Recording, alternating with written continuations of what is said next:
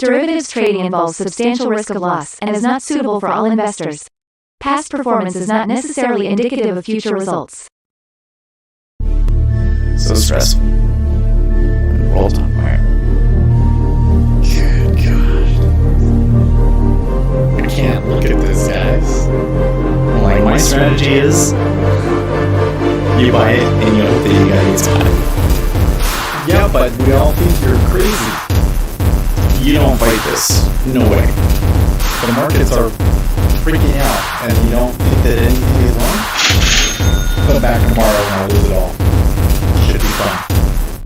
Good morning. Well, we've got a Thursday. Let's look at the charts. Let's look. Oh, you know what? We need to. Oh, okay. Never mind. We're fine there. Okay. Well, Okay. So when I read my briefings this morning, they were all like, oh man, yields and everything got slammed overnight because somebody from the ECB said that, yeah, they probably will have to raise rates in Europe and so forth. But it doesn't look like it's actually affected the 10-year all that much. Although I bet you if we come back out here, the dollar is getting creamed, huh? Because a lot of this has been the euro being weak compared to the dollar. There's Bitcoin. Yeah, dollar briefly dipping below 100 here. Okay. So not too significant there. By the way, I'm like super late. We are getting the news here. Oh, and we get Philly Fed Business Index too. That's going to be important. So let's just come back over here and watch for a second. Go Papa Powell, go crash it. All right. Well, when does he speak today? Isn't it a little bit later? Yeah, 8:50. Okay. So initial jobless claims 184. U.S. Philly Fed is 17.6 versus 21.35. So jobless claims roughly in line, but Philly Fed a little bit weaker than expected. Doesn't look like we're getting too big of a reaction off of that. All right. Well, anyways, back over here. So treasuries have been kind of moving back down again, but I don't know. We could be in a little bit of a pullback kind of period. When we come over into the S&P 500, S&P 500 able to continue its gains. So yesterday wasn't too bad. I mean, for most of the trading session, most of the gains were overnight. Most of the trading session, it was pretty choppy. And here overnight, we are floating higher. Oil taking a big hit at points, but coming back up there in oil. So that's interesting. We're getting another spike in natural gas. Gold and silver look to be continued pressure over there. Copper may be recovering. And yeah, I guess that's basically where we're at. So, I was coming in this morning. I was thinking, well, this might be another sell day. Now I'm not so sure. Now I'm kind of suspecting that it's a bit like yesterday, where you might just get a lot of trade. Yesterday I initially thought, oh, they're playing with us because the auction is going to be good. But now I have later found out that there was a group of traders that really thought that the auction was going to be bad. So I think that's what was with the initial selling that we saw off of the open yesterday. Today, there's not really a whole lot. I mean, okay, so we got CB leading index at 10, right? That's a change in the level of a composite index based on 10 economic indicators, but tends to have muted impact because most of the indicators used in the calculation are released previously. And then we got IMF meetings and Chairman Powell speaks. There's some other Fed speakers, I think, talking today that I don't see listed here. On Financial Juice, I've got at, hold on. Oh, you know what it is some of the speakers are Euro. So let's add the Euro over here.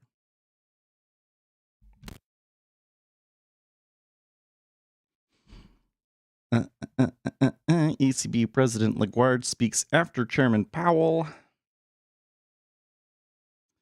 I think there's the Bank of England guy is speaking too. So we've got a slate of Fed speakers today. Bank of England Sweeney is speaking right now. Mann speaks at 7. Yeah, like we've got a slate of central bank speakers. So that could drive us. Oh, generally overall at the moment, I don't see me pushing too hard on the trades today, but we'll see. I did okay yesterday on the S&P 500, taking the. It's a good point. The book is really weak today. What's with that? Maybe they know all of the Fed speakers are coming today and decided to just not provide liquidity. I don't know. This is a little curious to me.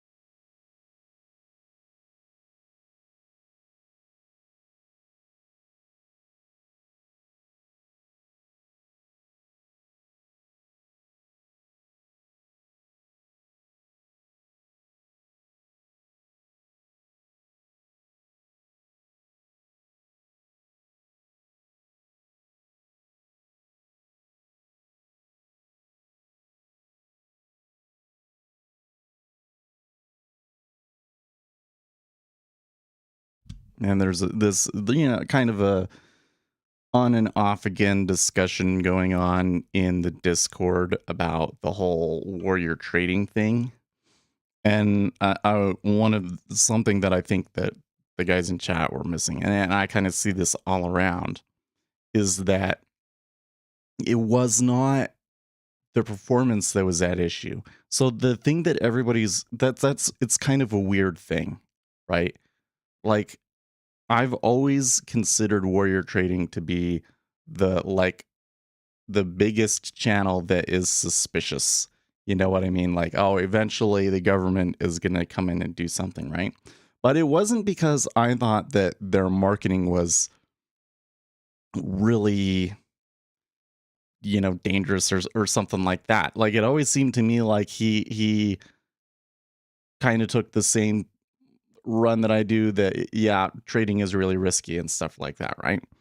Turns out that they were using some phrases and stuff in their marketing that was like way out of line. You can read it in the complaint. But the thing that always bothered me is that it looked like his performance was being generated almost completely off of his followers.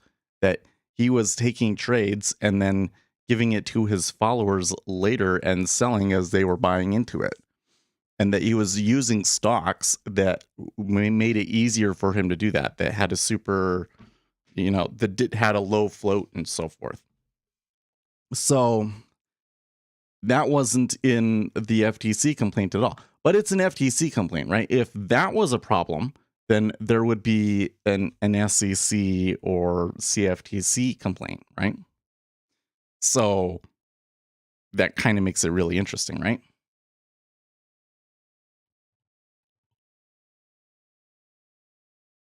And one would have to wonder, is there like another complaint coming from other agencies? Yes. Oh, were you not? You weren't here yesterday. Well, at least I don't think you were here when we talked about it. Yeah, the FTC. Yeah. It was a big deal, Uzi. How'd you miss that one? The FTC filed a complaint against warrior trading for deceptive marketing practices. So, but it's the FTC. Like that's I think some people. I was actually like reading through comments, and there was a bunch of people saying SEC and all that stuff, and they had no. It's just the FTC. So FTC only deals with the marketing, and that's the thing that makes it.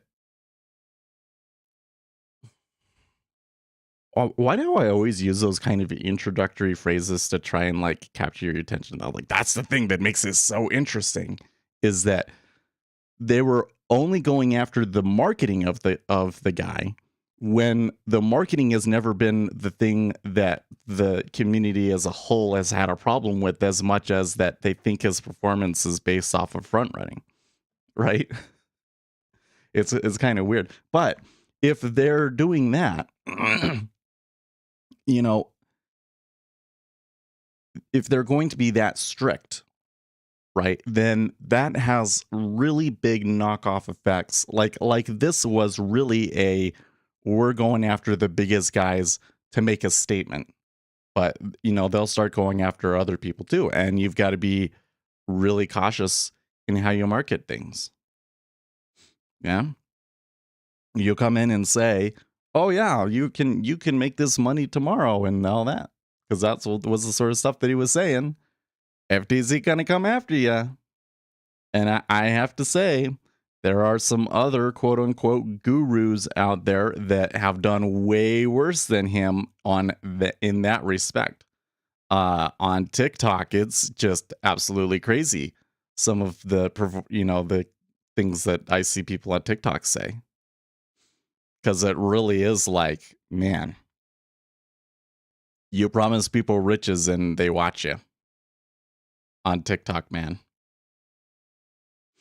Oh, you had your whole office broken down. So I have something I wanted to talk to you about, Uzi, because I thought you would back me up on this. Okay, so yes, I need some moral support here. Okay, so yesterday we get finished. I've been watching Death Note, which is an interesting show. At first I was like, this is a really smart show, but as it's been going along, I'm like, it's not quite so smart. But I digress. We finished watching the episode of Death Note, and the daughter comes down and she's like, Dad, can you reset the router, because my Ari Alexa says that we need to reset the router to fix it. It's not working anymore. And I'm like, hell no, since when did we have an Alexa? Are you kidding me? I don't want Amazon spying on me. You got and I thought that my wife would be like really concerned about that sort of stuff too, because her family is, they live out in, they lived in the middle of nowhere in Texas. I mean, they lived in a small town. He worked near he worked at a nuclear power plant, but it was the middle of nowhere, right? It was rural. They weren't farmers or anything, but it was rural. And he is, he's really concerned about those sorts of things. I'm like, man, if Grandpa knew you had an Alexa. And she's like, well, it's not like, why are you so opposed? It's not like you're gonna say anything around it that would be a problem or anything like that. And I'm like, no, the reason I'm concerned is because I understand how this technology works, and I understand the kind of power that it gives Amazon. I don't want to give them that. And I was just like, it was like, it was a little frustrating that like I had to defend this. So like, I showed my wife how you can go in and look at everything that the Alexa has ever recorded, because every time that it activates, it remembers it. Like it remembers it. You can go on into their interface and look at when it triggered. Like, so there was this scandal a while ago that like it triggers and records stuff when it's not supposed to, because he didn't actually say Alexa, right? And then there's all these things about, the employees can access it and all of these sorts of things. I think she was because they didn't push it. That was the things that they didn't push it. She was like, I don't think we're using this anymore. Take it back to your dad, because it was their dad that gave it to him. But like, come on, why? I mean, it was like, and here's the other thing. I do not get the Alexa thing. Like, why would you buy one? It seems like there's absolutely no utility to it other than so that Amazon can record everything that you do.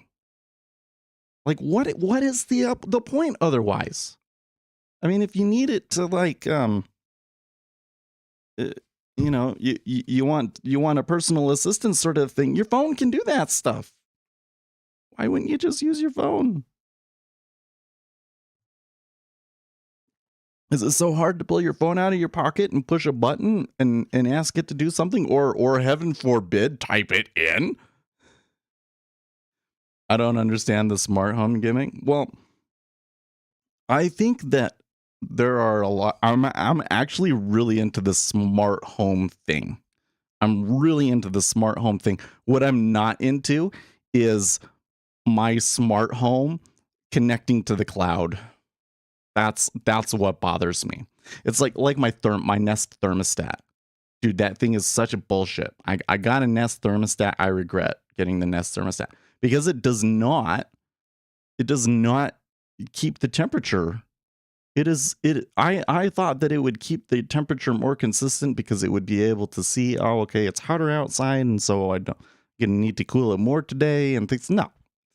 It just keeps it hot all the time or cold all the time when it's in the winter. And whatever temperature that you decide to set it at, it says, oh, I'm not actually going to give you the temperature that you want. Right. And then it has to connect to Nest, and everything has to go through there. It's like, why isn't there a little website that is built into the device? And that's the website that you're visiting, and the only reason that it needs to connect outside of my network is to gather the weather information. But no, it has to like send all of my information somewhere. Yeah, your stuff being connected to anything external gives someone else ultimate control over said stuff. Yeah, this doesn't make any sense. But having things connected so that like I can control them through my phone is really cool. So like I got this air filter because I have terrible allergies. And I think the air filter that I got was probably overkill. I don't know. You'll see. It's been working pretty good so far though. And, you know, I can look on my phone and it will tell me like what the air quality is, and I can turn it on. And I can like schedule to turn it on, right? So that's useful. I wish that I had connected light bulbs. These light bulbs up here. I kind of want to get another string of lights. I have another. Is it right there? Yeah. I have another light fixture that I don't use that I want to attach more lights to so that I can shoot the blue light into the corner. Because right now, you know, these lights that sit on the floor, and the kid and the dog always go after them and stuff. My computer and my phone are the only things I have connected to the internet. I have a lot more than that connected to the internet. Last time I pulled up the router and I looked at the number of devices that were on the network, I was a little horrified. It's curious. I don't really want to trade it while all of these levels above us are below 1,000. But they sure came back up there quickly, didn't they?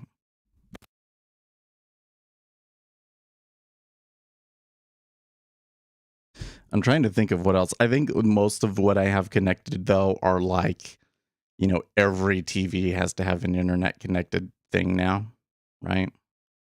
That's most of it. And then when everybody has a phone and stuff, dude, it's crazy. When every kid has devices, right, it gets out of control awfully quickly. Actually, this whole incident is making me think that I need to start doing stuff to the network, like the desktops need to be on a separate subnet sort of a thing to protect them from, you know, because that's what I'm worried about is like you let's say you become popular on the internet and you say something that people don't like, and so somebody comes and hacks in and then uses that device to do something nasty to you, right? That's the sort of thing that I'm worried about.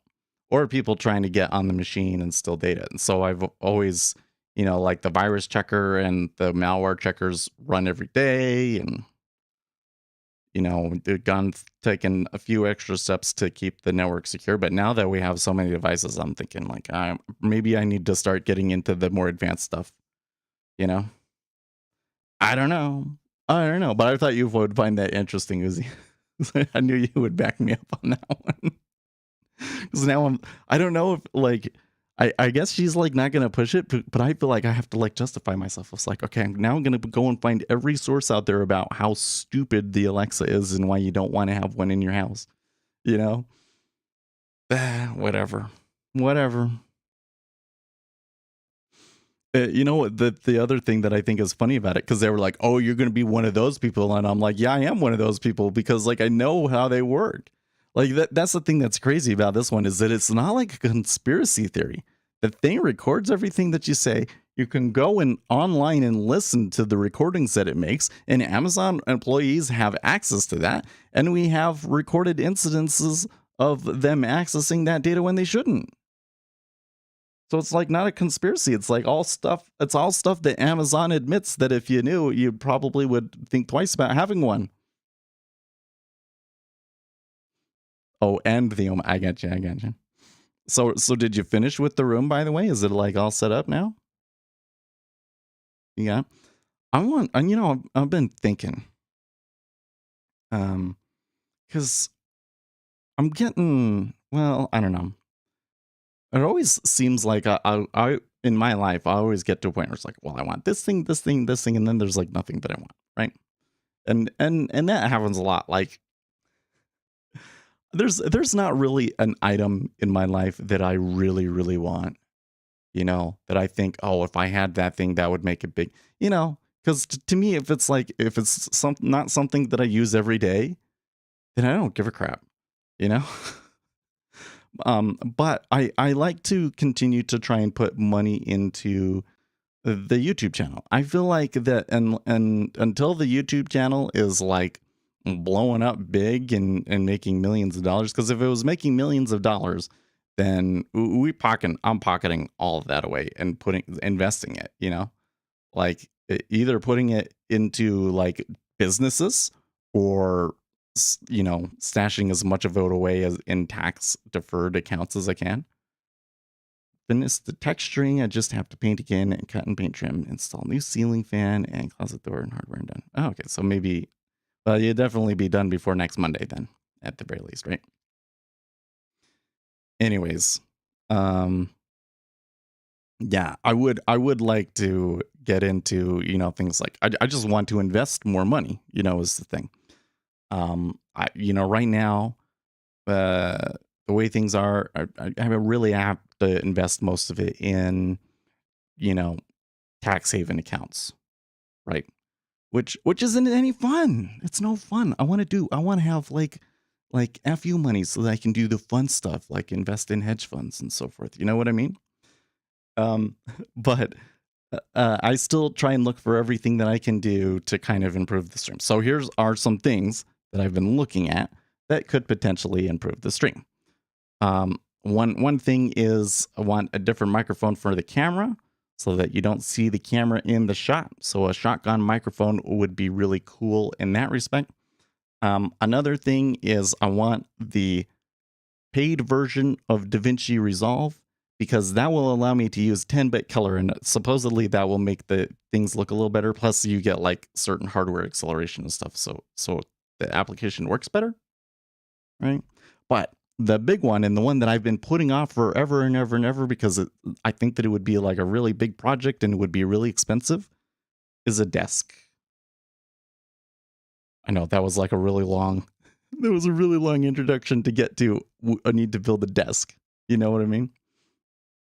So you're talking about, redoing your room, made me think about that. Like, oh, it would have been interesting if I had redone this entire room and the desk was like built into the room. But that's not what I'm going to do. That's not what I'm going to do. I think if I built a desk, I think I would want it to be the same size. I don't know how I would make it like the same thickness because I really like this thickness of this IKEA desk. I don't know why. I think it's really nice. But it's like, it's not real. It's like this honeycomb stuff underneath of it. So if I want to like drill a hole in it for cable management, you can't do that. And that's kind of the key thing, is that I want to get it so that all of the cables are up out of the way. No dogs or children can possibly touch any of the cables. That's where I want to get to. But I'm thinking if I was going to do it, it would be like, I would get I think I would use Jerry. I think like black dyed, I forget what you call it, you know. But you do a black stain on cherry. I think that would be really nice, right? Solid wood, same length. I think it has to be the same length because I got over here I got my DJ thing, and over here I've got my, you know, I don't know. Maybe I could get away with a smaller one. What if it was smaller and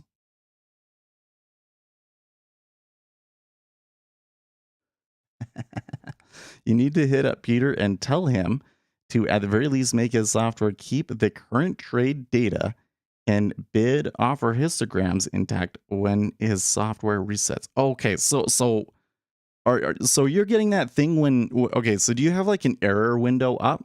Are you talking about like when your data connection gets reset? And if so, how are you doing your data? Are you doing it through the NinjaTrader, what do we call it? Bridge? Are you doing it through the bridge, or you just have CQG? Yeah, okay, you're talking about when it resets. So do you use the bridge?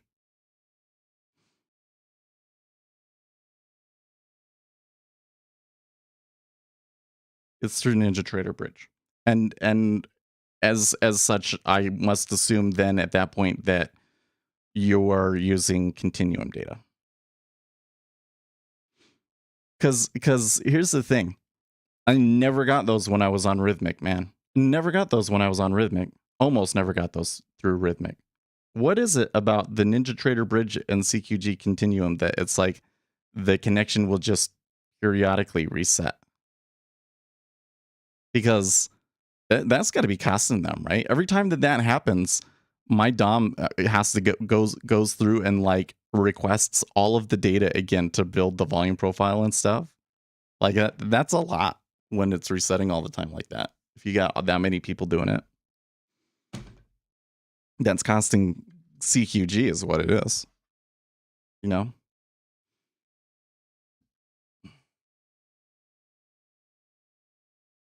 Oh, your primary feed is kinetic. Ooh, you pay for the kinetic data. Ooh, that's fancy, boy.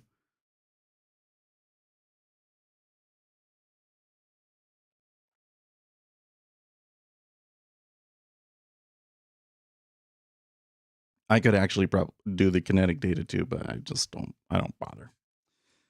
I don't care. I preferred Rhythmic because, you know, I could go into Rhythmic Trader Pro and then go to both NinjaTrader and Jigsaw, and then I could use all of the Jigsaw features. I think at some point in the future, I would like it so that I'm doing everything on Jigsaw and I have to use NinjaTrader, but I don't know. Because here's the thing. I think NinjaTrader is a great platform and they have a really great back tester, but they are on older versions of .NET, and it's a little burdensome to like import other libraries and do that sort of stuff. It's not set up. It's not set up for the machine learning aspect very well. The retail space is behind on the machine learning. The people that are doing the machine learning, they're connecting to the data in Python directly, which is like, well, if I was doing Rhythmic and I was willing to pay extra for the data, if I was willing to pay $100 a month for the data, then I could be connecting directly to it and still have everything else connected to it too. That would be nice. I think that's probably would be the way to do it. But you're right. I wonder. So here's the problem is, well, maybe they should.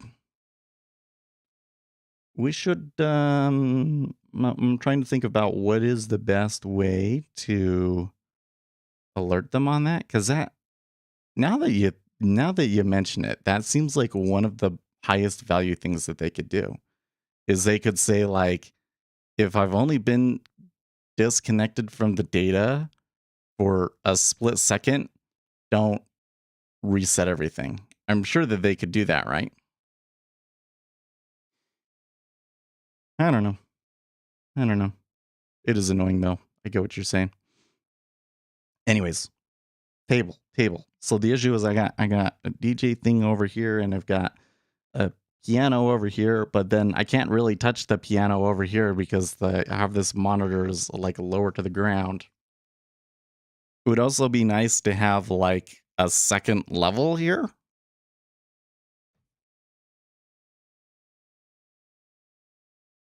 I don't know. One thing I could do maybe is I could move the camera over to here and just to have this monitor moved out a little bit so it pokes out in between.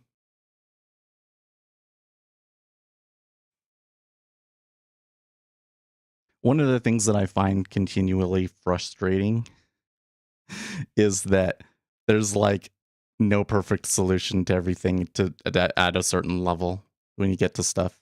Like when you really truly get into advanced stuff where you're doing advanced stuff in multiple domains, right? So you're an advanced futures trader, but you're also an advanced content creator.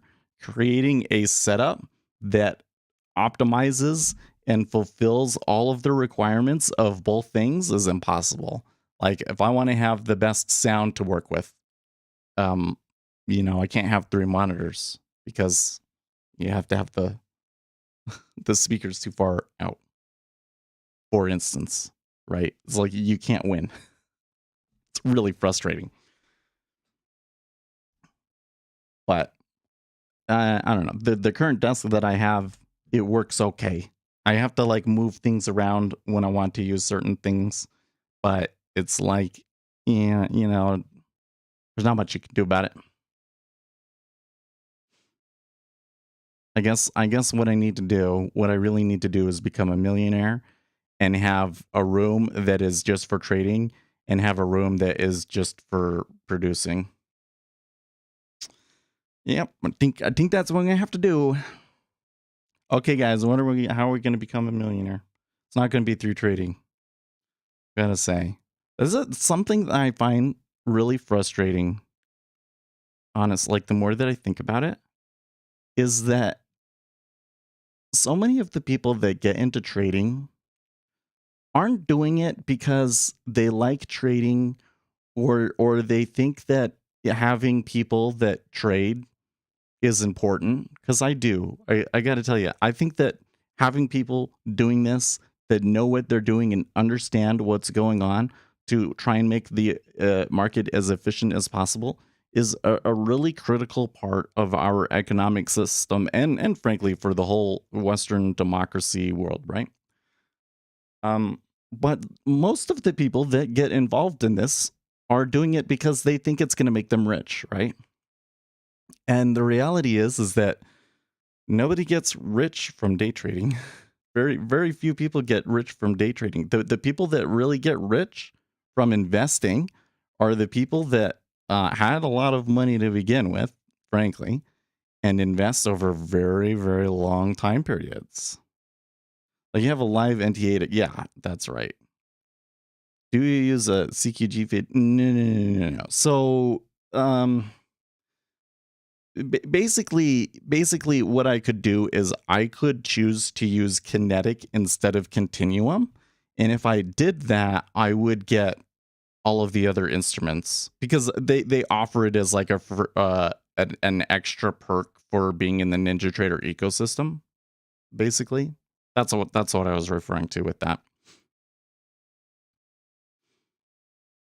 They have a lot of perks to that a whole system that I don't take advantage of. So the big one is, that you can do events with them, like webinar events with them. I haven't done that yet, but that's because I feel like, my indicators are still kind of in like the how we put it, consumer research stage. Like, I want people to use them and to get feedback from them so that I can sort out how they're using them, right? How they're using them, dealing with any bugs. So there's actually, I have to say, hold on, there's a lot of talking on the news squawk here from IMF's Kaufman. Fed's Dally has been speaking too. Huh? Bank of England's man. It seems like that the treasury market is reacting to all of this chatter, but like not significantly yet. On your end, you have to connect to both CQG and Kinetic, and I'm curious, could that be why my connections are reset so often? Like, could I just turn off the CQG one and just... No, I don't think it is. I really think that Continuum just has a tendency to reset all the time for some reason. I don't know what causes it, but it does it a lot, doesn't it?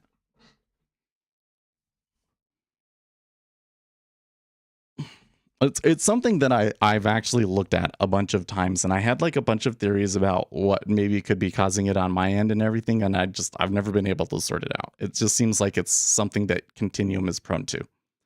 That like if there is enough of a packet loss or lag in the feed at any one point, it just like resets. Because like it's really problematic when the markets get active, isn't it?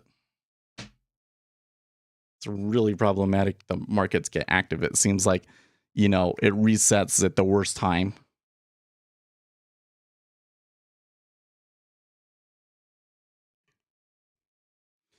But no, with the Kinetic one, you can basically, you can pay to get all of the, the same level 2 data and everything through Kinetic.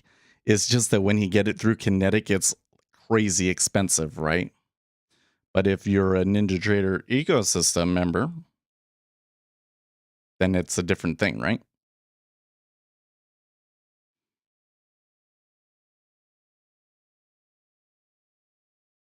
By the way, we're seeing in the last 5 minutes or so, since the top of the hour, we're seeing a little bit of a reversal in oil moving higher here. And the dollar succumbing to 100 again. So this could be because of the comments from Bank of England's man, giving them more confidence on interest rate policy in the UK and improving their currency relative to the US, because yes, they are going to raise interest rates too. Give NinjaTrader high priority? I think I do that though.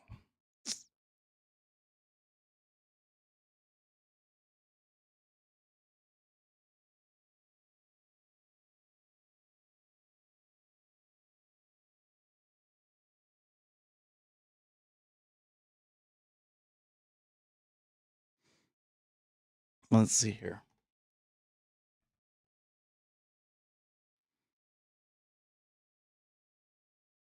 But that is an interesting point though, which is like with IQ feed.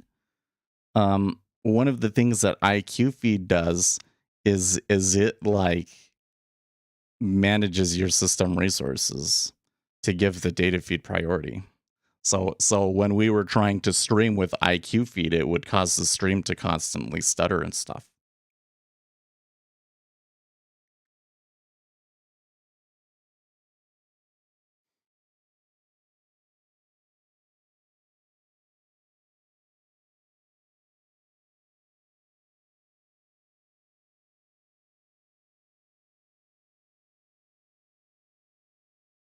No, I don't even remember.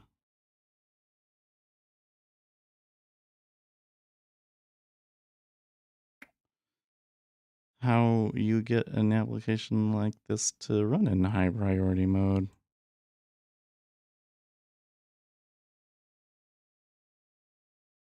Power usage very high.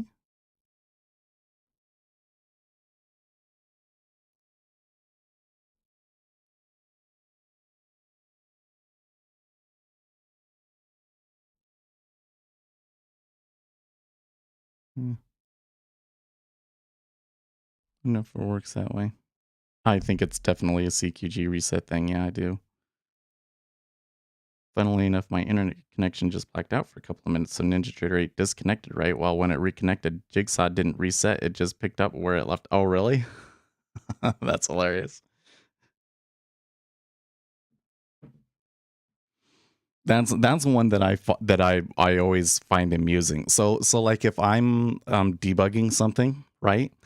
And I will pause NinjaTrader to go through the debugger, and then when you hit continue again, then NinjaTrader processes all of the data that's coming through, and then you'll see all of that data pop in through the DOM, and so you'll see like the price move really, really fast for a moment and catch back up. It's kind of fun to watch.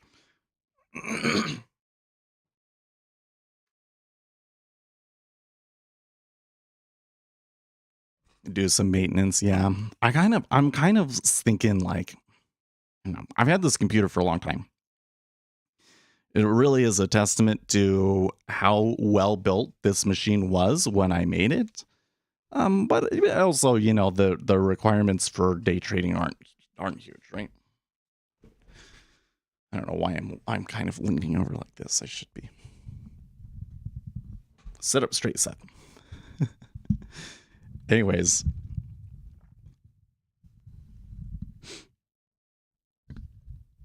Back to 08, huh? Something that bothers me about the treasuries right now, because I would love to try and take a trade, right? But look at how disorganized the volume is. The liquidity is a little bit better, but it's still a little questionable. Like it's just creating a situation that's not very good for trading. Anyways, I've thought about like maybe I just need to like reinstall everything on my machine, but I don't think that that's actually a problem. What keeps happening to me is I run out of disk space, because doing 4K video uses a lot more disk space, right? The videos sure look nice though. Oh man, I was looking. What was it? The video was about. Oh geez. Oh yeah, it was about stop trying to day trade stocks and do futures. If you're gonna day trade, you should do futures. And oh my gosh, the videos that I make now look so much better. It was almost like I almost couldn't stand watching it. So that was kind of interesting to me, how far I had come. Like, it was just like small things. It was like, I have a colored light in the background so that it's blue instead of white, and all this, all that sort of stuff. It was interesting. The height of the camera, that stuff. Back down to lows. This is just really disorganized action. I mean, I guess you could call it like mean reverting ranging, but they are like breaking the bottom end of this in the 5-year, and it looks like now in the 10-year as well. Seeing gold maybe make a bounce, but the biggest mover at the moment, the one that I find curious, is oil.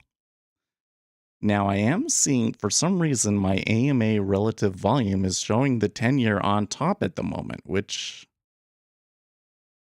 I'm quite surprised at, because it seems like that the volume's not so good right now.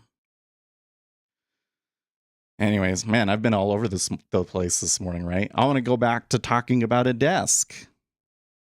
I said I want to use cherry. I could probably use the same legs that I got from IKEA. I like that part. But the other thing that I want to do though is I want to make like a like a channel along the back of it that you can put all of the cords through, so that cords can pop up anywhere at the back of the desk, right? And then underneath there will be a shelf. There will be like a metal shelf, but the metal shelf will be like some sort of perforated metal, so that I can put a LED strip behind it and it will shine through and look cool. Yeah. Something with like little holes in it or something. But I don't know.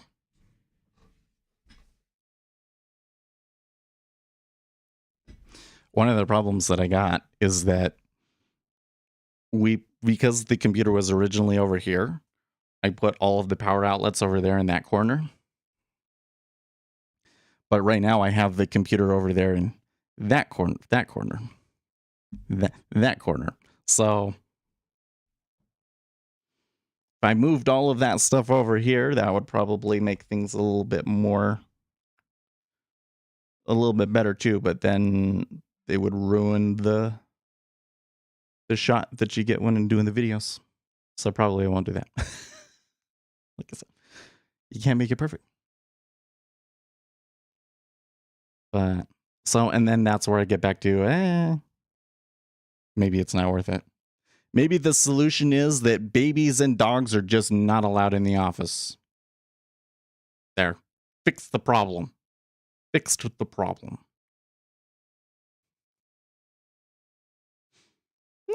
You know what? No. I don't think I need to go crazy, but I do think that I want like a real tabletop. So at some point I'll find one. But it'd be super expensive. I don't think I want to spend money on that right now. So anyways, back on the indicators thing. So my indicators, they work really great for me. And part of what I was doing here was like, okay, put them out. We'll see people use them and we'll see how they use them. And we'll try and, optimize it more towards the way that makes sense for other people. Because it's really sophisticated stuff, some of them, right? There's been a couple of people that have come in. They probably think that they're really burdensome, but having them come in and ask like a trillion questions is actually like really useful. Because then I go, oh, okay, the documentation didn't cover this very well. The documentation didn't cover this very well. Okay, get all of those things out of the way. So I think we're getting there. I have to say, since we changed the subscription model of the indicators, it's been a lot better. We've gotten more people have been interested in it, and I think have been making use of it. And I really do think that there are some things in that indicator package that are like, I just can't believe that they're not included in NinjaTrader. I'm not saying these things are going to make you money, you're going to get rich from them. No, it's just they're tools that show you things that I think are really critical to the way that I trade, at least, and that I'm surprised aren't a part of the default NinjaTrader 8 package. Like the spreads in particular. It's like, why is that not part of the thing? I also did some modifications on our what do we call this? My yield curve chart. My yield curve chart sorted out a little bit better. That's nice. What else do we need to do? Oh, yeah, I also think I was going to try and, like the stats portion of it was going to include that in there. Like I have there's the stat stuff that's free, but I haven't really seen that much use of it. Nobody ever comes to me like, oh, can you program this? Can you program this? But I think that I would go through, and the ones that I did, I had a bunch of setups that we programmed that, I don't include in the free version. So I can include that in the paid version. So we can add all that to it too. But I think at some point we should do a webinar with NinjaTrader, right? I hadn't done that yet because I didn't feel like I was ready to go full bore on it. But, it's something that I think everyone that uses NinjaTrader could consider using, I guess the other part of it is the machine learning thing is I'm still trying to figure out what the best way to connect it into machine learning is. So, I don't know.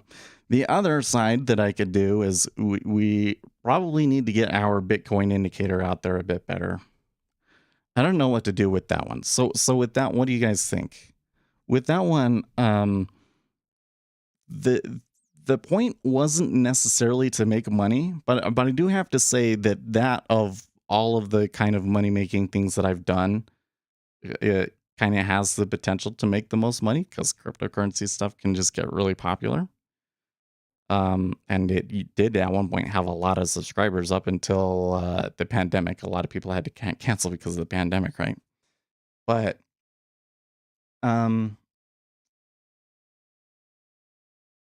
the point of that one is really to get the word out more than it is to make money from it, Like I came in and I gave it a really affordable subscription fee, just because it seemed like if you charge for it, more people are interested in it. And I think that it worked out. It was successful in that respect, but then I haven't really continued to promote it. You know what I mean? And I don't want to spend every day talking about that, but I don't know what else to do with it. We're gonna get another big old. We'll watch this 04 area and see if there's large trades go through here because there was some large trades in this area when we traded through here the other day, right? It looks like they just kind of slipped through it, so I'm gonna say not.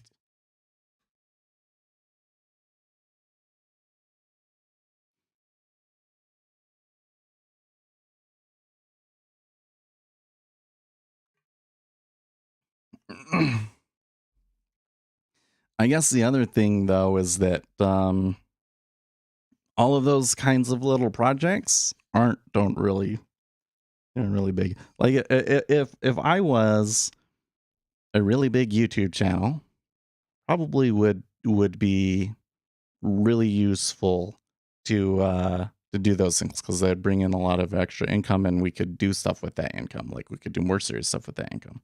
As it is right now, the biggest thing is build the channel up, right? Because the main reason that I have those things is for you so that you can use them. You guys that are here every day were asking about it, and I was like, yes, we should make them available. Yes. But they're not to the point where I'm going to quit my day job from them. We'd have to have a larger community to do that, probably. We're getting there, though. It seems like only yesterday we were at 7,000. We're already at a 7,500. I don't know. I think we'd have to step things up quite a bit between now and the end of the year to get to 10,000 before the end of the year. But it's possible. And got some videos coming through that I think will help. I don't know. It's really interesting how the algorithms and everything work out. Like we've gotten more viewers by far from the computer hardware video. Continues to do really well. Actually, let's come in and look at it. What are over the past 24 hours? We've been doing really well this past week too. That's something that I find really odd. So we don't have very many viewers today. We're actually for the time of day that it is, 8 viewers is low.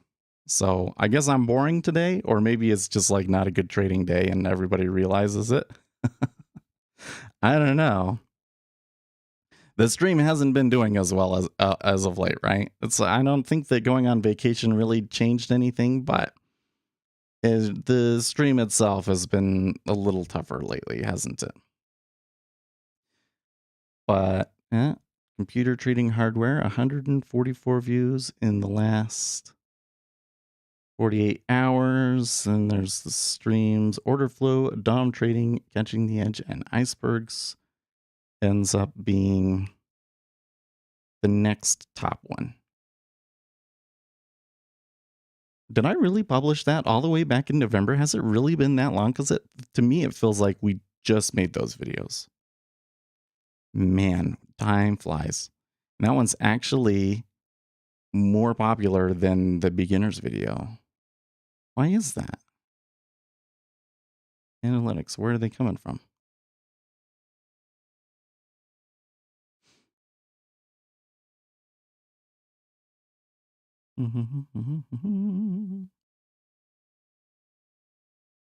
Well, the impression click-through rate is about average for a video like this.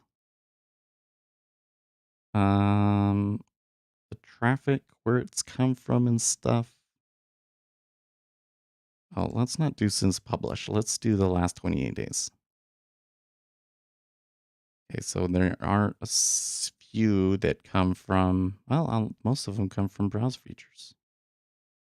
Yeah, that's really, I don't know. Well, we're doing really good for the keywords, DOM trading and stuff. Most of the suggested videos are coming from my other suggested videos. I don't know. Interesting.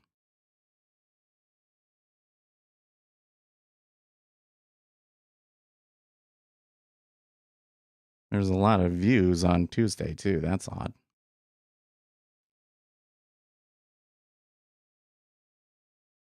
Let's go to the last 7 days. Where's that spike coming from? Seems every day now, 10 minutes before the ES Open, there's a pullback from the overall trend of the day. Well, so something that has been happening, though, Octavius, at least if you're talking about the treasuries specifically, there's been like some sort of large meta order, around 6:30 that seems to be beyond just the news, possibly beyond just news. And I think that might be why you're seeing a lot of that before the open. Kind of like a rebalancing behavior, I guess.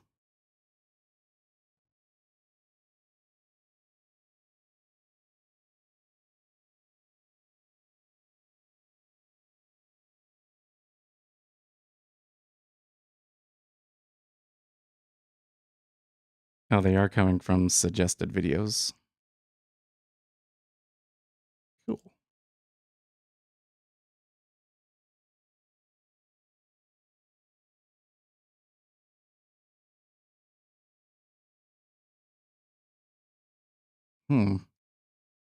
No, actually, that doesn't seem to explain it. They're just coming from somewhere.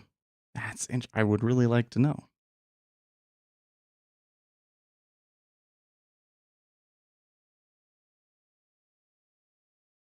The majority of them are coming from the browse features. About half of them. Are they returning viewers or are they new viewers? They are new viewers. Let's just filter this to a specific day.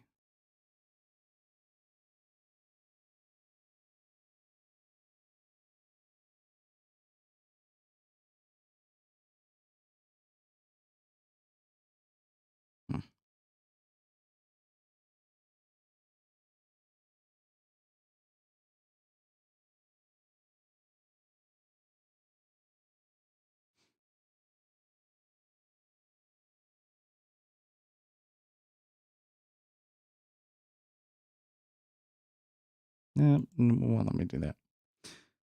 That's really interesting.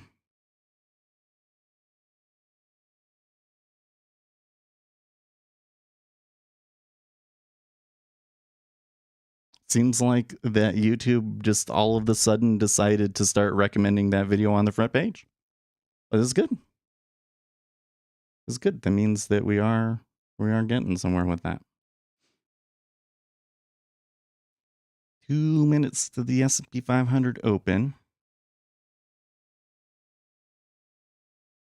The chatter on the news squawk has really, really died down. The dollar did succumb below 100, but it's kind of been chopping around since then. Kind of interesting.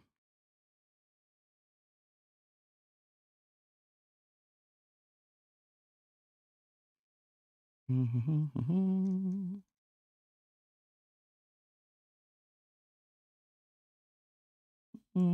don't know. Well, now that the S&P 500 is opening, we might have like a better spot to try and take a trade.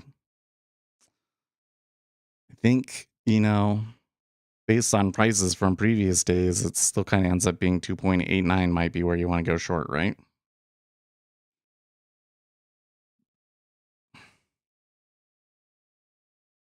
Oh man, I totally forgot about that. Yeah, so yesterday there was a memo leaked from within the Bernie Sanders camp suggesting that if Biden didn't run for a second term, that Bernie would be interested in running again.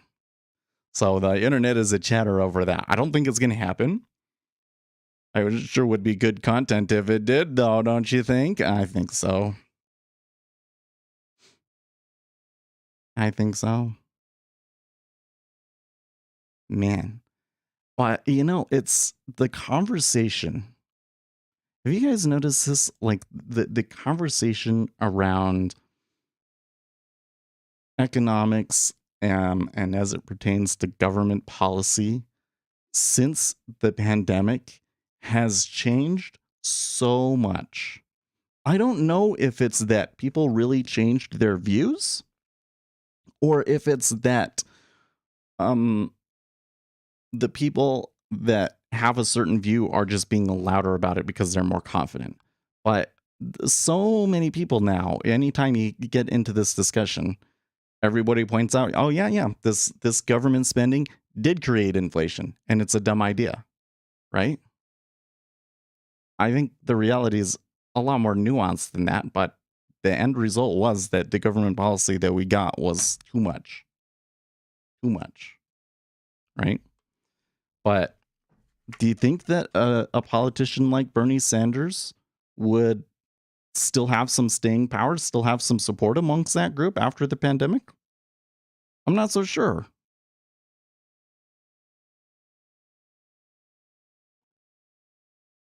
Oh, I'm not so sure.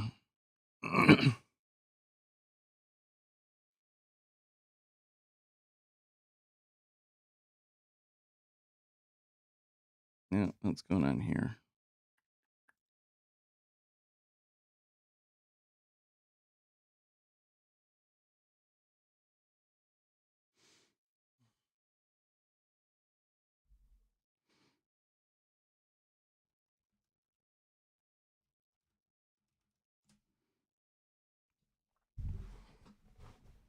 Despite, having that pretty good move while we were kind of talking about, while some of the central bank speakers were coming up talking, the action is still just really disorganized. I mean, this volume profile is the most disorganized volume profile I've seen in bonds in a while. What did people really expect with the amount of money printed in the last 2 years? Well, so here's where it's a little bit more complicated than that, Mark, is that there is deflationary forces out there as well, right? Like I think that there is a group of people that say that, the Federal Reserve shouldn't have done any of the policies that they did over the past 10 years and things like that. The reality, I think, is that if the Federal Reserve did not exist, that we would probably be sitting in like a semi-depression. I wouldn't call it like a full-on depression, but just kind of like a extended period for that whole 10 years of just like a depressed economy, because the larger inflationary pressures out there are actually deflationary, especially like globalization and stuff, right?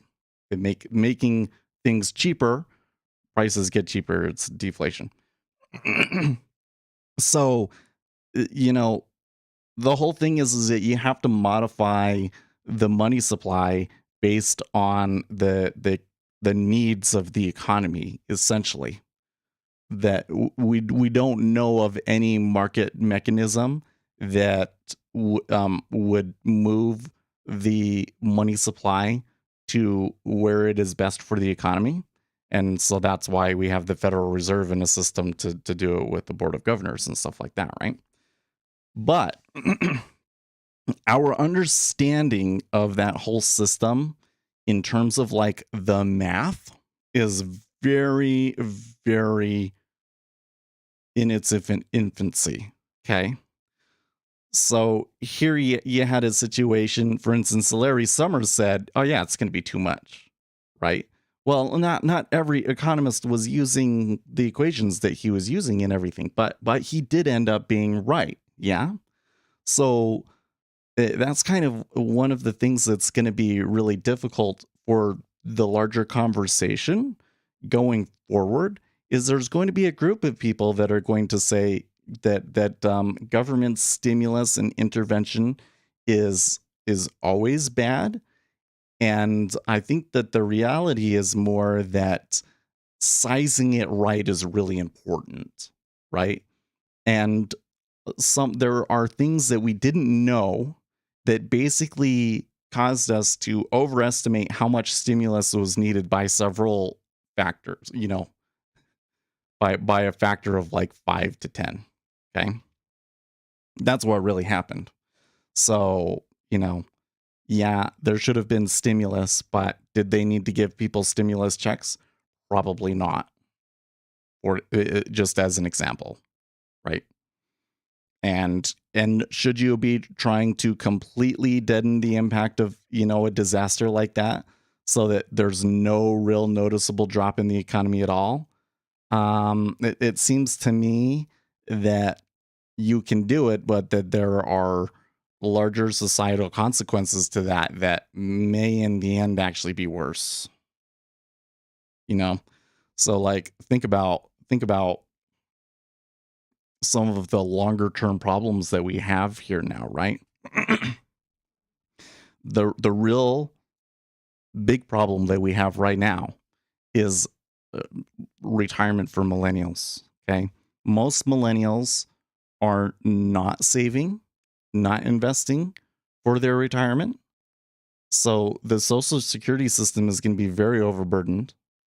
And, what you're going to get from social security isn't going to be even close to being livable, right? A lot of these people put their money into cryptocurrencies. So if the cryptocurrency market falls apart, that's going to be a huge chunk of wealth that just like disappears, right? And then the other issue that you have is that since we've learned that markets are so inelastic and the rise of index funds, because really like millennials, we're like the first generation that's like, we're going to be retiring on a system that was largely based on passive fund management, right? So what happens when the millennials get to the point where we're pulling the money out, right? It's probably going to happen even before millennials start pulling money out, where the amount of money that's being put into the passive funds is less than the money that's getting pulled out, right? Then you have a big problem. You have a big problem because markets will move down, and they'll move down quite aggressively when that's the market dynamic. And what do you do to stop that? What do you do to stop that? You have to change all sorts of things about the market, right? That was another pretty good move down there.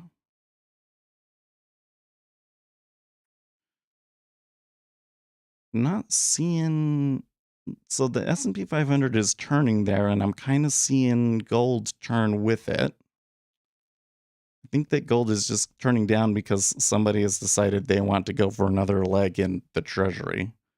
So at this point, 2.89 was kind of a spot they were looking at to get it. Could we go long up in here? Could we go long 895? I think that we probably could go long 895. I mean, we're well within yesterday's range, and yesterday was kind of an inside day anyways. Though I do think you might have to worry about them snapping right back up here. There is some heavier liquidity down here. That could just be people with targets. Right there, right there. And above us we have that, which was where the largest amount of volume traded here in the session.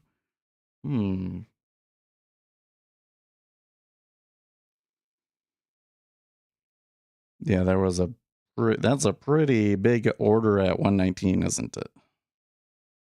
Octavia's posting a picture in the Discord there.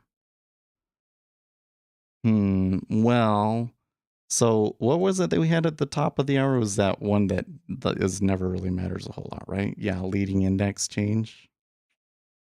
And Bank of England's man speaks.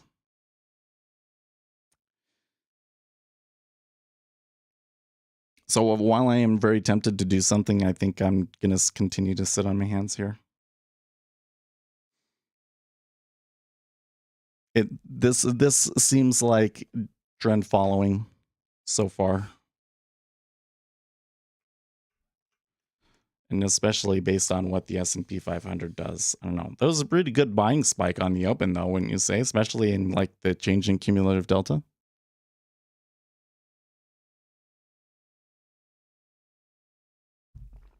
Okay, so anyways, I didn't finish what I was saying. So when you get into the spot where we're pulling more money out of the market than we're putting into the market, that's going to be a real problem. Especially if interest rates are, continue to be dismally low.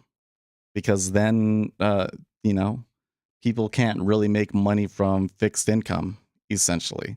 So these low interest rates have like really significant societal consequences that are basically being ignored because you can't really see their effects yet. Yeah.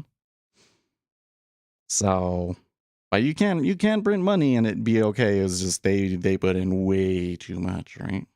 Way too much. But the point, the whole thing that prompted the discussion was, it seems like the discussion has moved very much against inflation. People are very concerned about inflation, and I wonder how well Bernie would do. I'm pretty sure that the leftists still love him, but I don't think that the moderates do anymore. I don't think that very many moderates would go for him anymore. Sure would be fun if he ran, though. I think it would be fun if he ran. I think if Donald Trump ran again, I think that I would probably find that a little bit exhausting. I think I'm done with that one. But I think if Bernie Sanders ran again, that would be fun. Not that I'm anti-Trump per se. It's just it's a different world, and the kinds of the things that I've been hearing out of the Donald Trump camp just kind of make me roll my eyes lately. It doesn't seem to be. It kind of feels out of touch now. It used to be the thing that was so, impressive about Donald Trump was his ability to understand the voters and turn on a dime and to take a position that was completely against the media narrative, but be the thing that people wanted to talk about in the end. And now, whenever I hear him talk, it's like, you're clueless, man. Why would you say that? Even if you're right, that is like politically toxic right now. This is like, I give you, it wasn't Donald Trump, but Le Pen in France. Because after the first round of voting, right, it looked like she could win. People were really shocked at how well she did, right? And then she came in and she's like, well, we need to pull out of NATO, and her support is just like cratered. Why did you say that, Le Pen? What do you not want to be elected? I don't get it.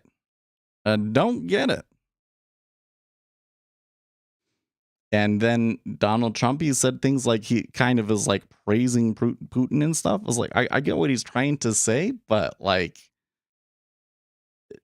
the first thing that you should be doing is saying how much you support Ukraine, because the American public is very, very much in support of Ukraine. You know? It's kind of weird. So no, I don't think that Donald Trump running again would be very fun for me, but maybe it happens. Let's see what happens.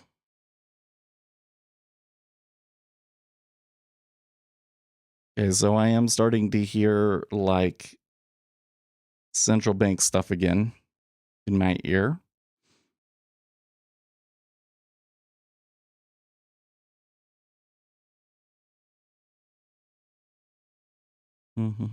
By the way, are we all good here on this? I feel like I'm doing something's wrong.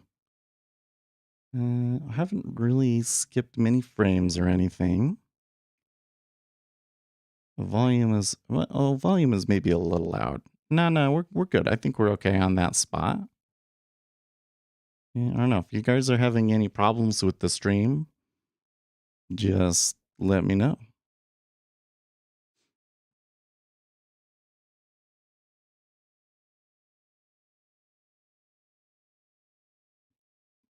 Okay. I think another thing we have to consider here is that probably a lot of the movement in the interest rates is probably primarily coming from Europe.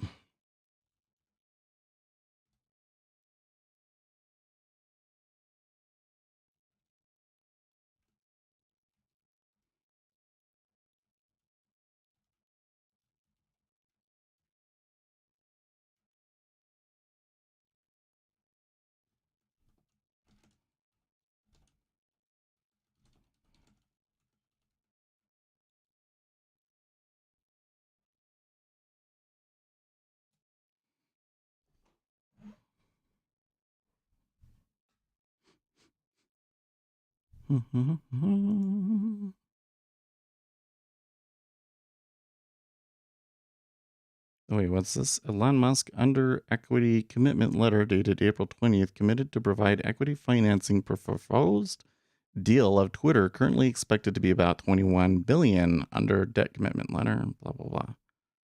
Okay, so what is that? I think that there's more on that we should go and search for, huh? Okay. Oh, okay. Twitter is up right now.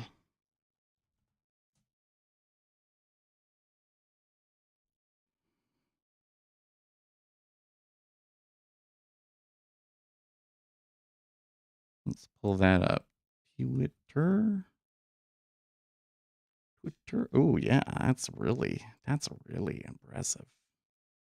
Now it's actually just a retracement of like the more recent movement.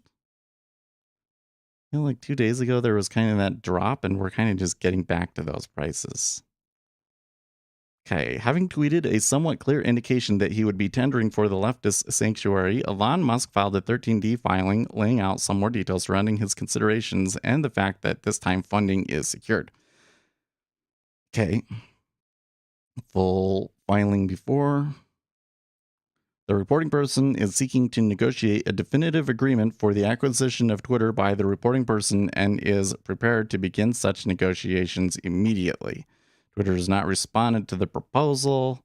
Given the lack of a response by Twitter, the reporting person is exploring whether to commence a tender offer to acquire all of the outstanding shares of stock that are issued and outstanding at a price of $54.20 per share, but has not determined whether to do so yet.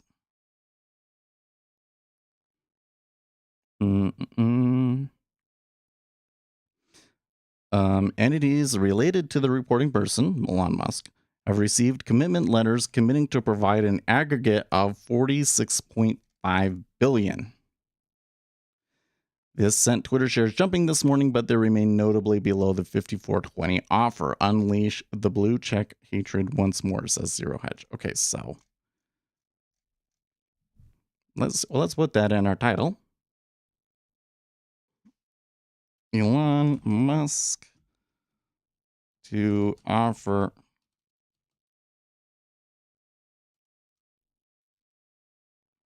and I'm just gonna say Elon Musk tender offer for Twitter.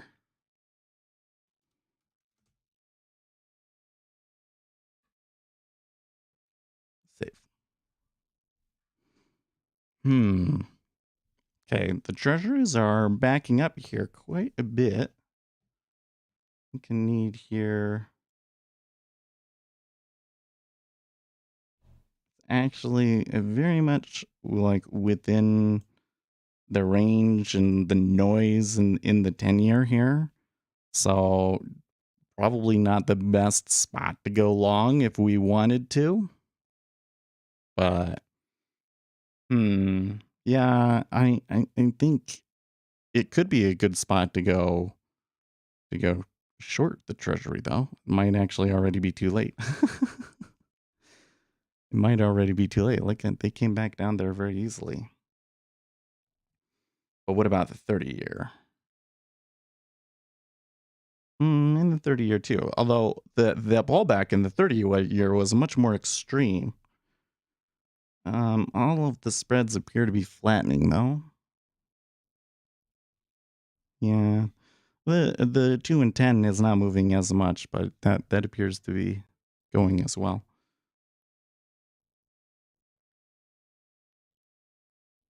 There's actually more activity in the spreads between like the 5 and 10 than there is the other parts of the curve. So that's interesting. So we should probably keep an eye on the 5-year here a bit more, huh?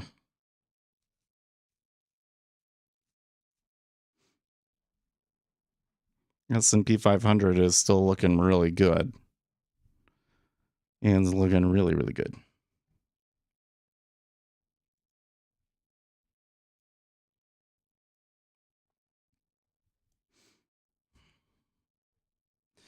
Well, so the question in my mind now that we've got confirmed Elon Musk making a tender offer, how likely is that to actually work? Yeah? How likely is that to actually work? That he pulls that off and takes over Twitter? I would like to know.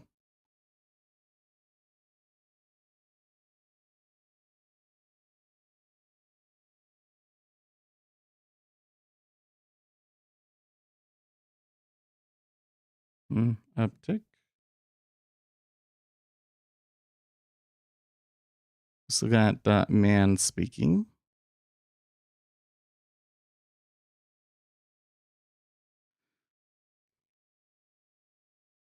You gotta be careful because anything he could say something that just makes this plunge here. It sounds like he's being a little bit cautious about, So for instance, he said controlling inflation may mean interest rates need to go up a little bit. That seems still super tepid, yeah. They're giving us okay, like 885. I think that would be okay to try and go along the yield here.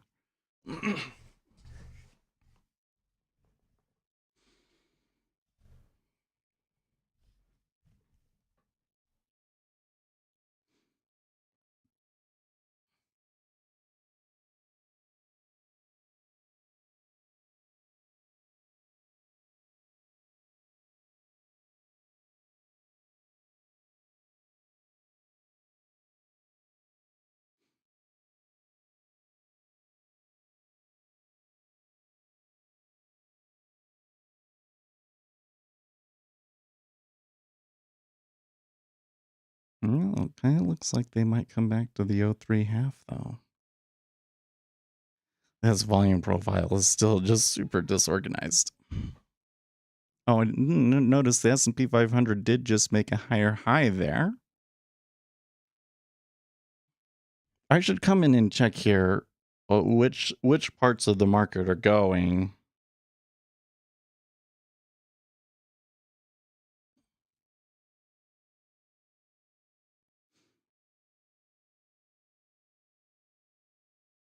It looks like that the NASDAQ is lagging a little bit.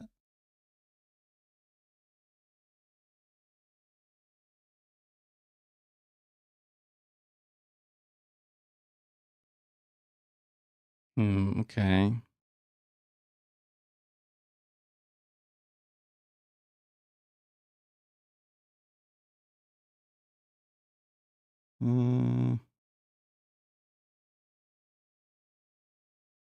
So some of the smaller caps and the, like shorted ones are up a little bit, but it's nothing too significant yet. There may well be some risk off. I don't know.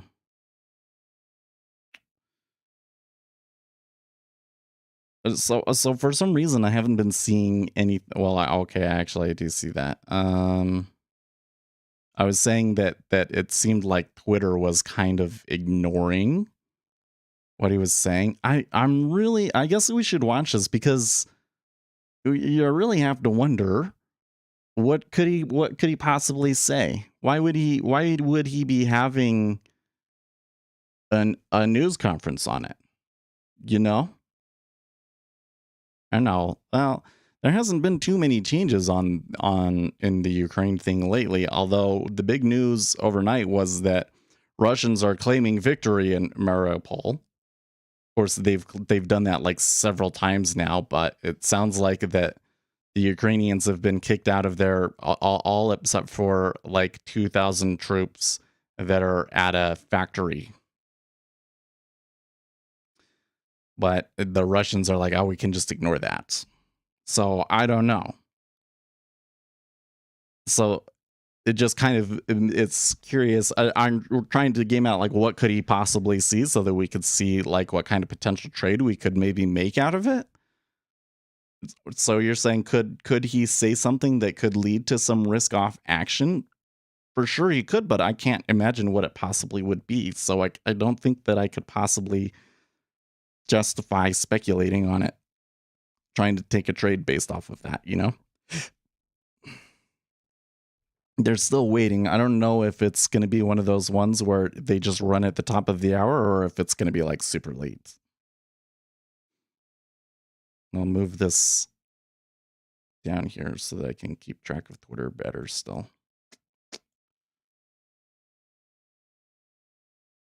And there they go, right back.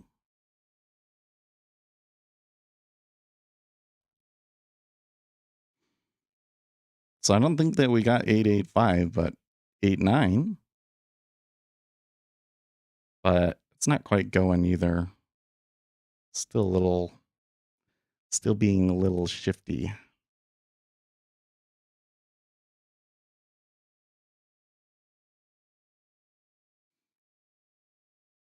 Bank of England's man, it's premature to use the term stagflation.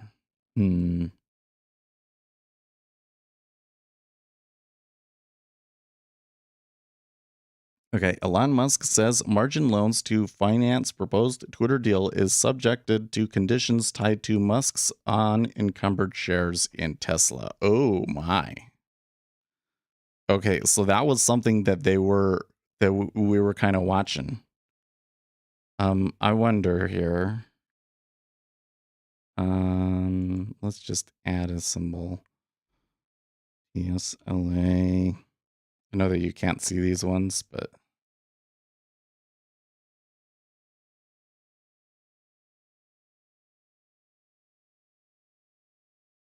that might have an impact on Tesla here. Tesla up really big overnight.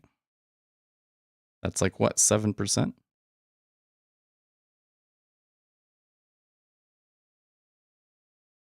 Hmm.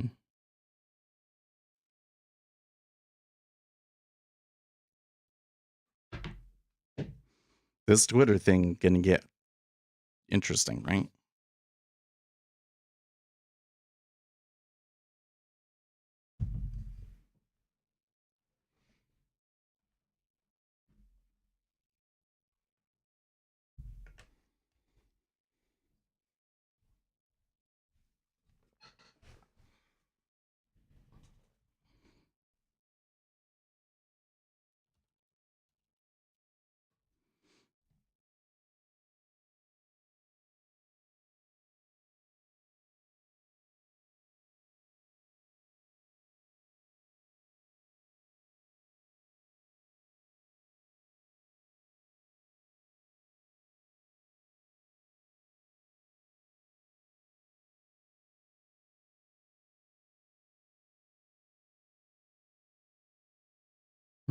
Okay.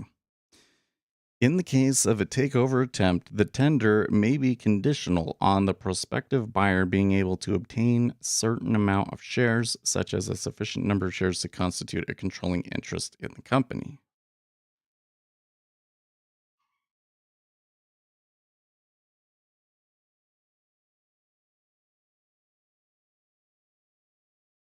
Yeah, because how does the tender offer? You still got the poison pill working against you, right?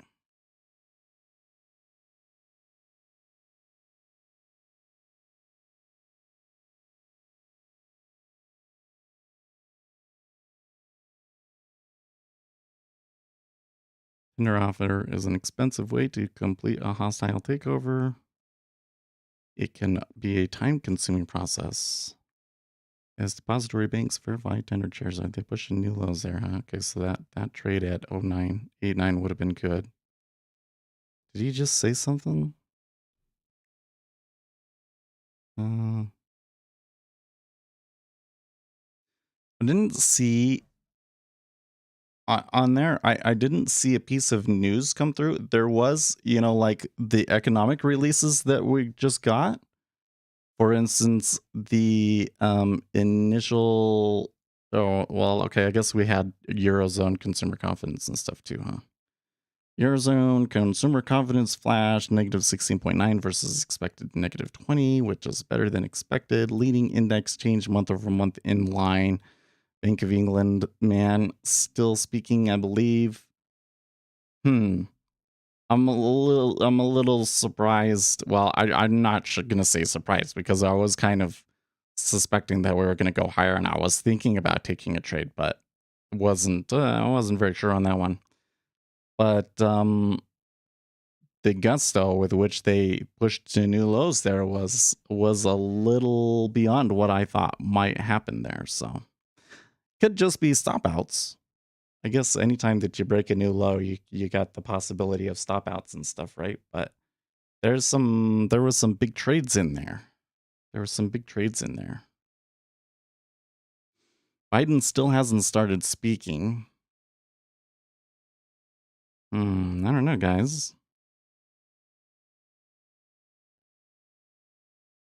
Looks like they're coming back here.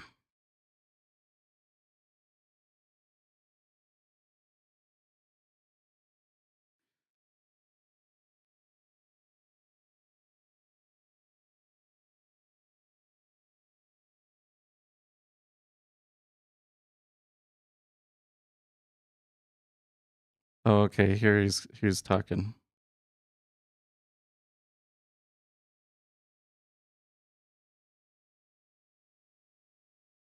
Secretary of Treasury and others. And we had a good discussion. I've talked about what I'm about to tell you about today. As well as he was thanking the American people for their support. Turn it up. Oh, I can't really turn it up more than that. Sorry. We talked about keeping everyone together in terms of Europe, the European Union, and others in the effort to stop Putin's brutality. But before I head out to the West Coast, I want to quickly update the American people on the latest steps we're taking to support the people of Ukraine and to hold Putin accountable for his brutal and bloody war. Russian forces have retreated from Kyiv, leaving behind them a horrifying evidence, and you've seen it, you reported it, you folks. And by the way, I don't say this often, but I think we should give enormous credit to the folks with your agencies that are on the ground in Ukraine, in these spots, and they're really, I've spoken to several of them, we owe them.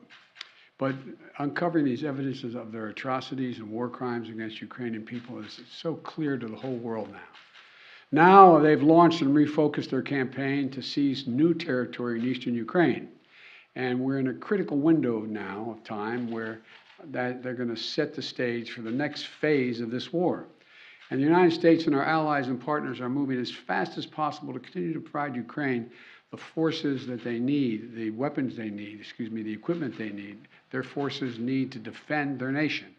Last week, I signed an $800 million package of security assistance to Ukraine that included new capabilities like artillery systems and armored personnel carriers, equipment that is responsive to Ukraine's needs. So far, it doesn't sound like he's going to say anything new or market moving. He's just doing a PR move, but let's just keep listening. Because both topographically it's different. It's flat, it's not in the mountains, and it requires different kinds of weapons to be more effective. Today, I'm announcing another $800 million to further augment Ukraine's ability to fight in the east, in the Donbass region.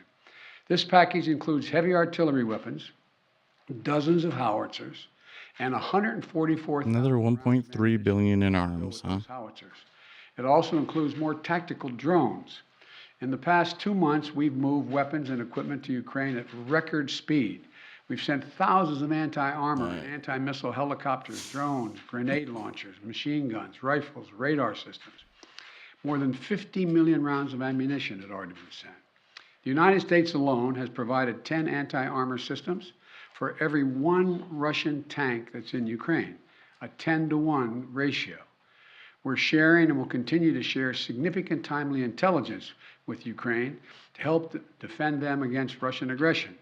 And on top of this, these direct contributions from the United States, we're the outfit facilitating the significant flow of weapons and systems to Ukraine from other allies and partners around the world, like the S-300 long-range anti-aircraft systems that Slovakia recently transferred to Ukraine. We are getting them in there. We won't always be able to advertise everything that our partners are doing to support Ukraine and its fight for freedom, but to modernize Teddy Roosevelt's famous advice, sometimes we will speak softly and carry a large javelin, because we're sending a lot of those in as well. You know, but we're not sitting on the funding that Congress has provided for Ukraine. We're sending it directly to the front lines of freedom, to the fearless and skilled Ukrainian fighters who are standing in the breach.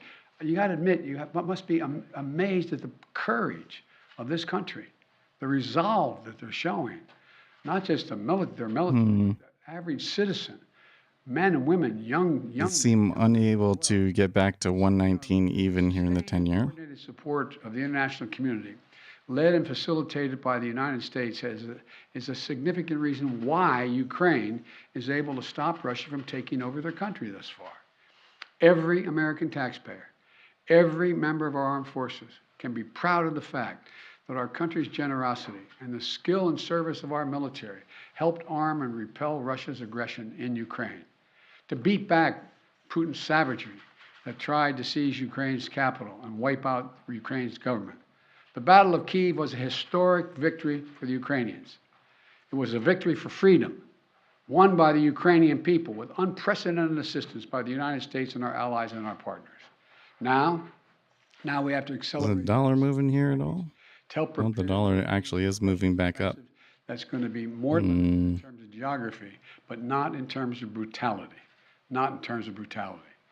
Combined with our recent drawdowns, it will ensure a steady flow of weapons and equipment into Ukraine over the next few weeks. However, with this latest disbursement, I've almost exhausted the drawdown authority I have that Congress authorized for Ukraine in a bipartisan spending bill last month.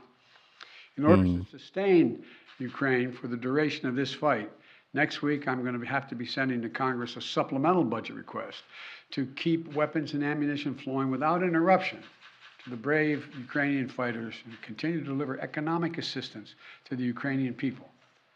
Hope, and my hope is, and my expectation Well, is, it's not really moving too much either direction here at the moment. Democrats and Republicans for their support for the people of Ukraine. Our unity at home, our unity with our allies and partners, and our unity with the Ukrainian people is sending an unmistakable message to Putin. He will never succeed in dominating and occupying all of Ukraine. That will not happen. In addition to bolstering Ukraine's resistance on the battlefield, we're also demonstrating our support for the people. All of key word in that sentence there. The United States is announcing that we intend to provide an additional $500 million. It kind of suggests to me that they expect that he will at least get Donbass, huh? This brings our total economic support for Ukraine to $1 billion in the past 2 months.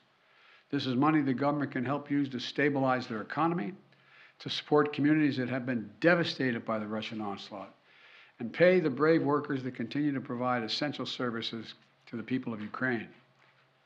You know, these past weeks have seen a terrible human cost of Putin's ambition for conquest and control. Approximately two-thirds of all Ukrainian children have been displaced from their home.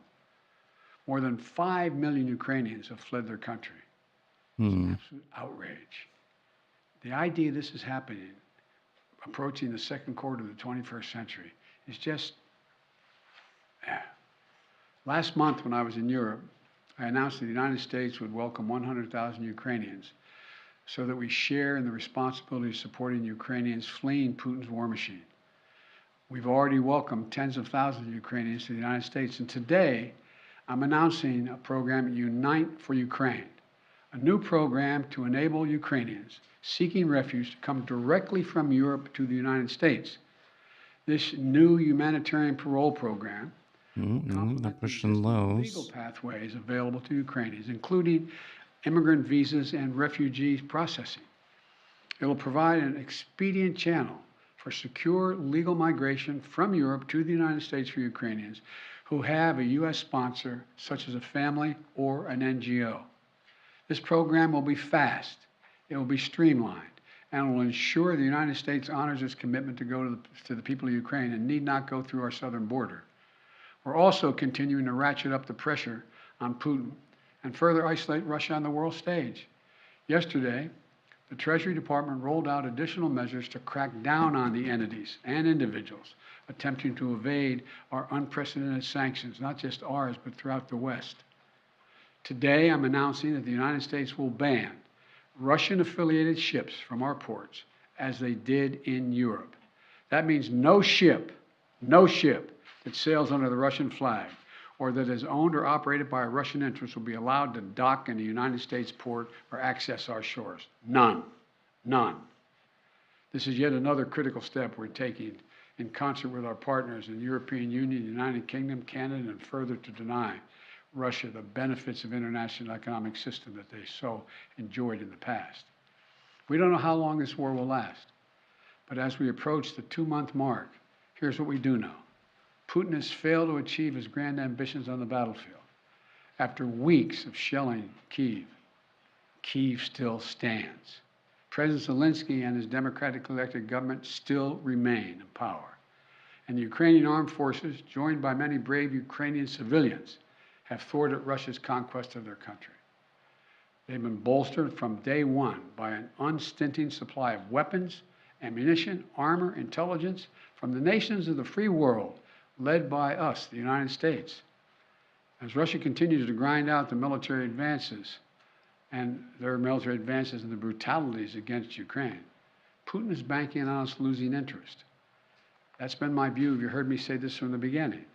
He was counting on NATO, European Union, our allies in Asia, cracking, moving away. He's betting on Western unity will crack. He's still betting on that. And once again, we're going to prove him wrong. We will not lessen our revolt. This is actually going on a little bit longer than I thought it would, but we will never fail in our determination to defend freedom and oppose tyranny. It's as simple as that. So again, I want to thank the American people. Thank the American people for their support. That's an iceberg offer at 30.5 there. This is our This is our responsibility. And we've been able to hold the whole world together in this effort. So thank you very much. Thank you. Is he going to answer questions? One or two questions. I got a plane to catch. What does Putin claiming control over Mariupol mean? How significant is that? Well, first of all, it's questionable whether he does control Mariupol. One thing for sure we know about Mariupol, he should allow humanitarian corridors to let people on that steel mill and other places are buried. Elon Musk peddles free speech right before he ends the world, says The Hill. Opinion? Okay. Any head of state would do in such a circumstance. And so there is no evidence yet that Mariupol is completely fallen.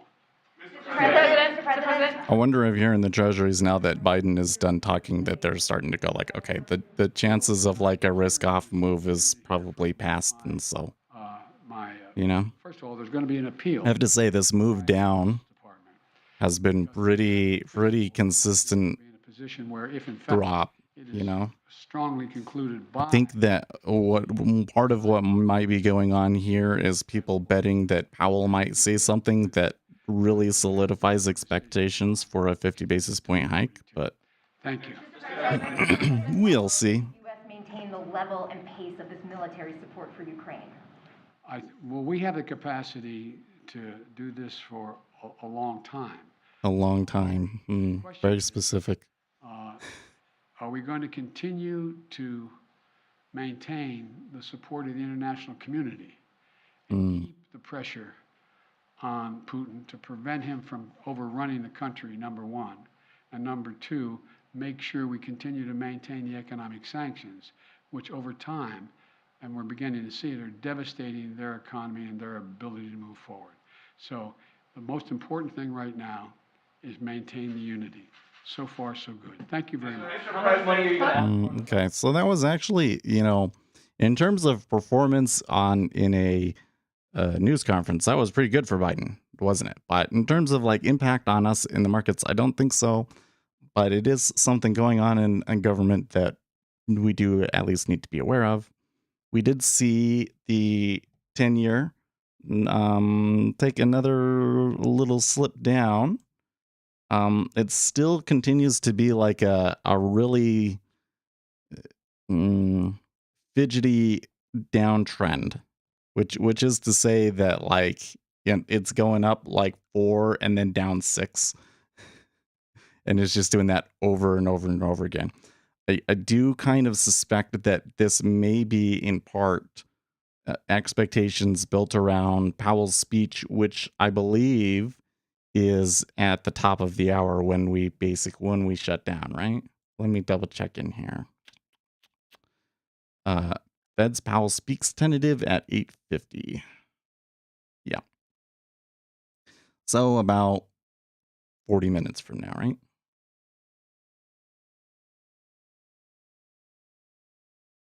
$35 minutes. How's Twitter doing? Twitter's still up there, maybe about to break out to the upside in Twitter. Possible. Want to put this over here instead of the dollar for a little bit? I should pull up Fidelity, but Fidelity hasn't been, I don't think that Tesla really matters too much here. So I'm going to, let's see here. How do I kill this? There we go. So just make it so there's just Twitter there. Oh, and you know what? We'll just pull this out because I need to have the rest of that over here where I can look at it.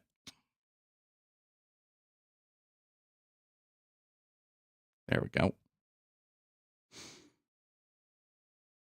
I don't know why it's not giving me the dark color theme. I'll turn that on. No. Okay. All right, yeah, they did. They broke out to a new high on Twitter. And it looks like, it does look like some of the smaller caps, most shorted stocks, etc., are starting to have an okay day today.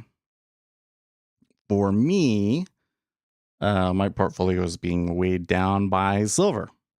Silver took a pretty good dive there. Relative to gold, it was a pretty strong down move.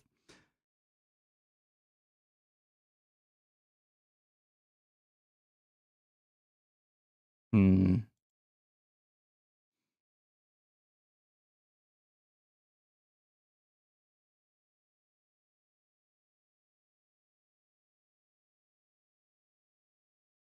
That's a good point. If Bitcoin gets close to 45K, watch out. There was a significant increase in open interest from that level. What is likely safe hedges and outright shorts. The closer we get, the more likely we speed up and throw. I think that that's probably correct. If the S&P 500 continues to be positive, then I think that you will see Bitcoin continue to be positive as well. I think that there is a cap on the upside, but like I think it'll be hard for them to get to a new all-time high. But in the short term, it's probably the direction is up.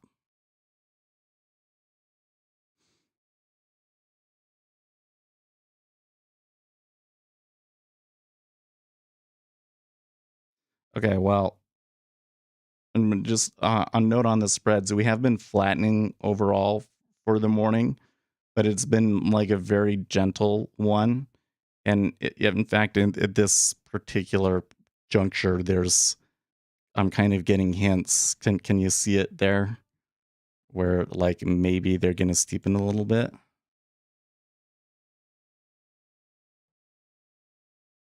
So we shall see. It kind of looks like the 30-year is maybe starting to take the lead here.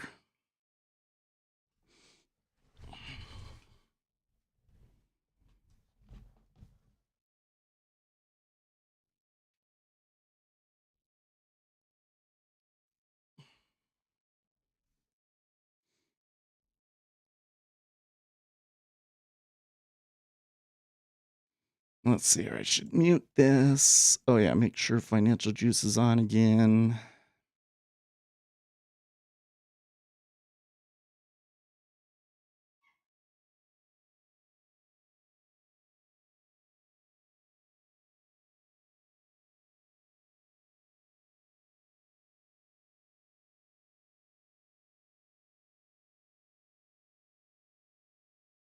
For democracy to survive, we need more content moderation, not less. No, it's not. Listen, I don't think that moderating the speech of Americans is the thing that America needs. I think that they need better tools to deal with foreign influencers, right? People creating accounts to manipulate spam accounts. That's really what we need to do in social media. Is we need to fix the spam accounts. We need to fix the organized manipulation of social media. Shutting down individual Americans is crazy. More harmful than helpful. I'm reading this story from The Hill.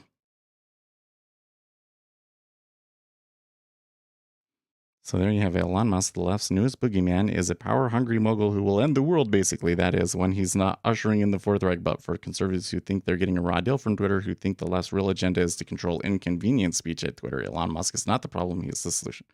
Okay, so I don't know, he didn't really seem to take a stand on anything. That was kind of a pointless article. Whatever.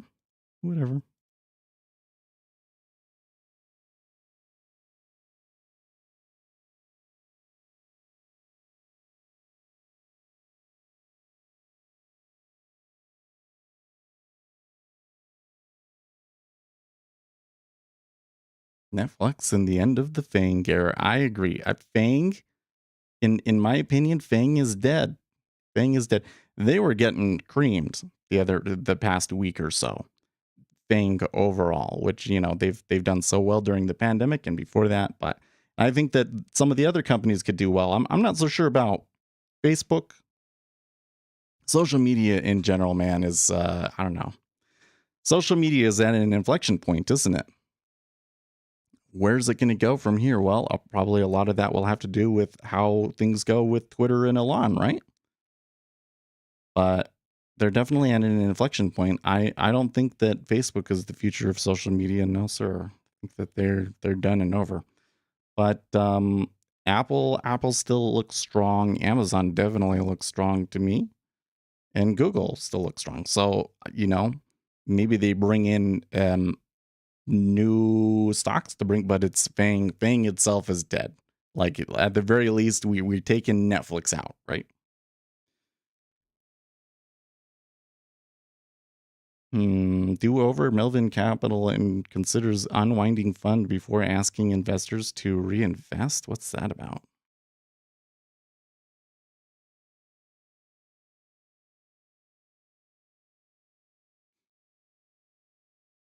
Did you guys see the tweet yesterday from the last Netflix saying, like what goes around comes around? I think that was like the most savage tweet of the year. It was freaking hilarious. The S&P 500's kind of been, I mean, they gave up their initial gains. It's not too extreme. I mean, like if we come back up here, it's okay, 45.10. Now we're at 44.90. So, decline 20 points. We'll see if they dig their way out here or not. Does kind of seem like that the S&P 500 fell as interest rates were increasing on us. So that might be a major factor here.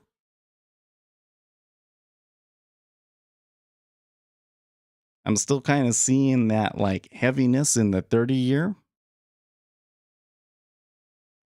Like it's not pushing hard. Do you see? It's not pushing hard per se, but it is just kind of getting dragged down, right?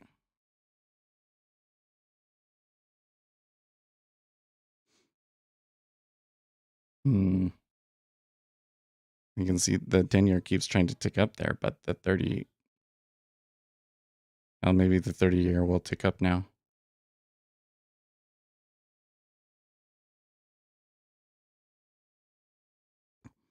So we're getting more steepening.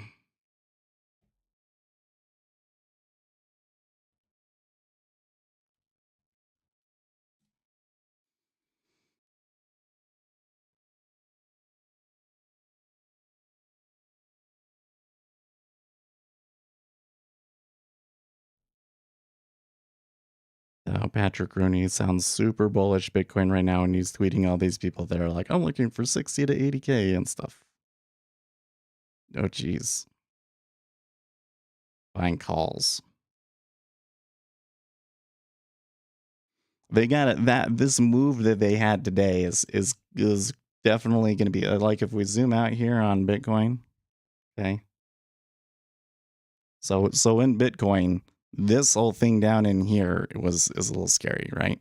Well, should we say scary? It's a little unusual, right? That move was okay.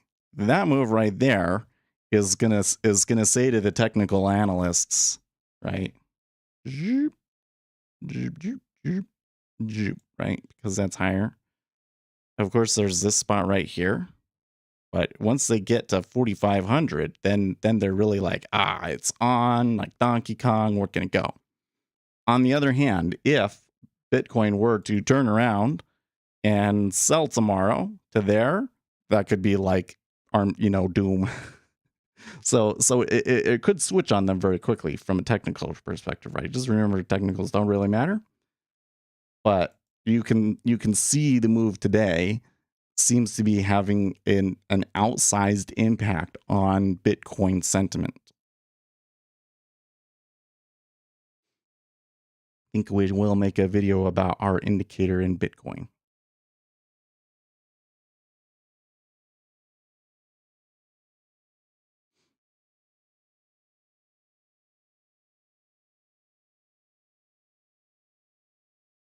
I'm actually... So we were definitely getting some sort of large meta orders selling, most of this session now. But the most recent volume since Biden stopped speaking has actually started to turn. So I have to monitor, keep an eye on this here, huh?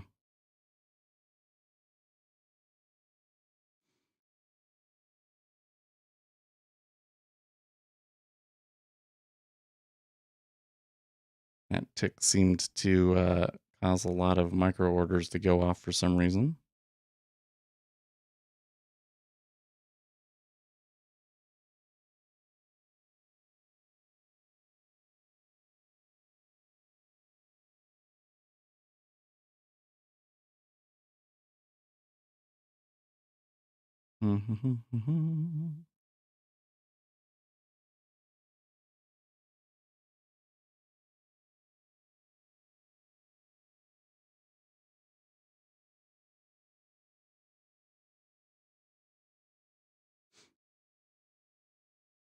ES may be turning back up. They got to the open.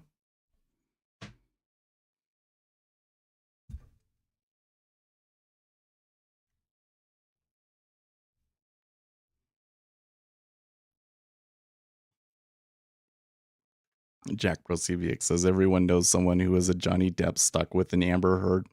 And I don't think I actually know anybody like that. I really kind of wonder how he ended up in that situation. Well, actually, no, I think he kind of explained it because he had some issues with his mom. But dude, have you guys been hearing any of this stuff coming out of that trial? I don't think I should take a position on it, but like crazy testimony coming out of there. That the things that Johnny Depp has been saying happened are like nuts. Like she's nuts.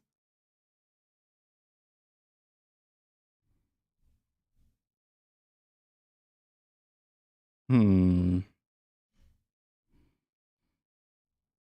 don't know. So I'm seeing a lot of micro orders in here for some reason. Okay, so we can get like the natural gas stocks, right? 53 versus 39. Well, that's good, right? That should push him down. Yeah, NG is taking a dive. That's good for Europe. That could be good for equity indexes. That might be a little bit of why these guys are moving up. And maybe that moves the treasuries too, but for the time being, they seem to still be fighting in this liquidity hole at 30.5. Maybe they push them out, but hey, that was good. Okay, so those two ticks, that could help lead us to new lows there. It'll still be hard. They're still going to need some volume, but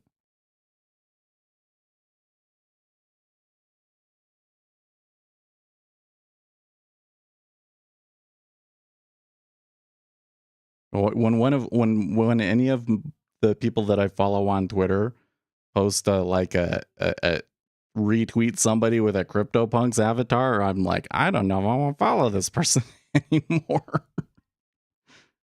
Okay, that's interesting. So the 10-year came back up there, but the 30-year did not.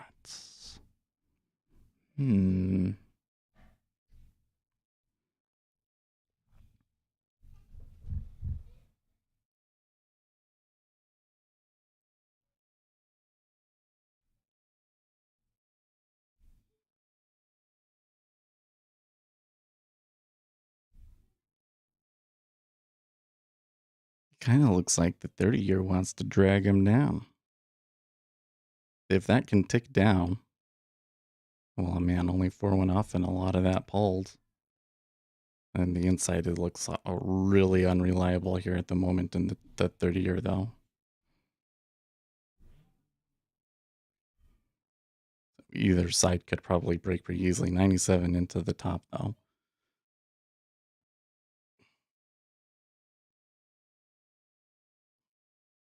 You're definitely seeing that spreading coming in, right? The 5 years pulling this way and the 30 years pulling this way.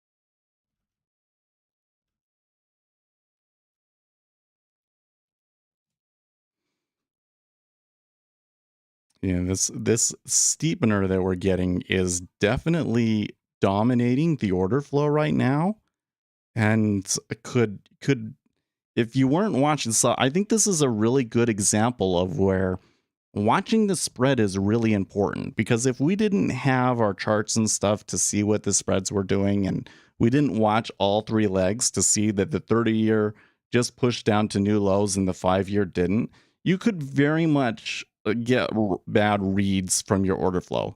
You would think that, oh, this is like absorption here in the 5-year, and they're eventually going to drag them up or something like that, right? So that's really critical to watch the spread if you're going to trade treasuries, and having a way to chart it is really useful.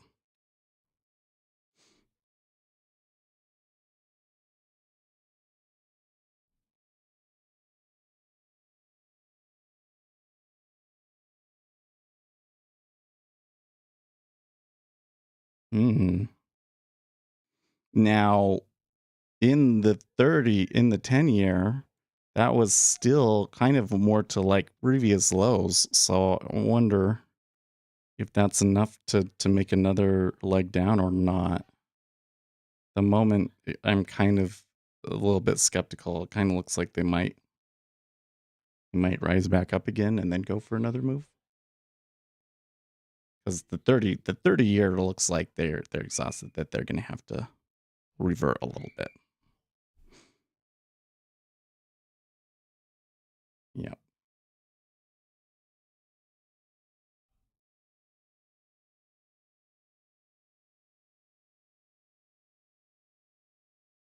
It's kind of tough market making in this today, because if you want to get filled on the limits in the micros, you don't get many opportunities, do you?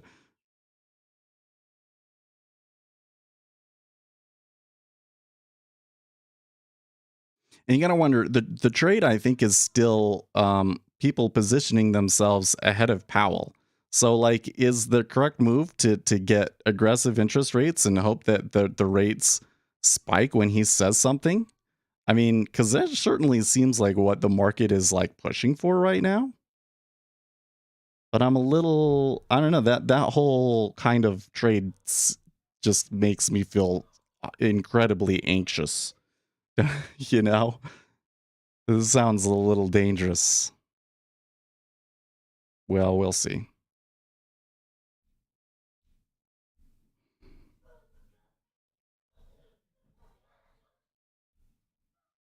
Maybe the 10-year goes for a new low that quickly. Wow. Oh, look at that offer that got put at 27. Well, he pulled a little bit when they hit into him, but they did end up going lower.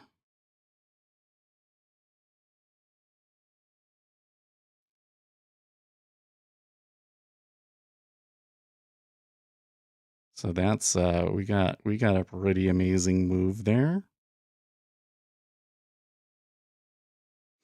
Actually, could have been way more if we had gotten the beginning of this trend, huh?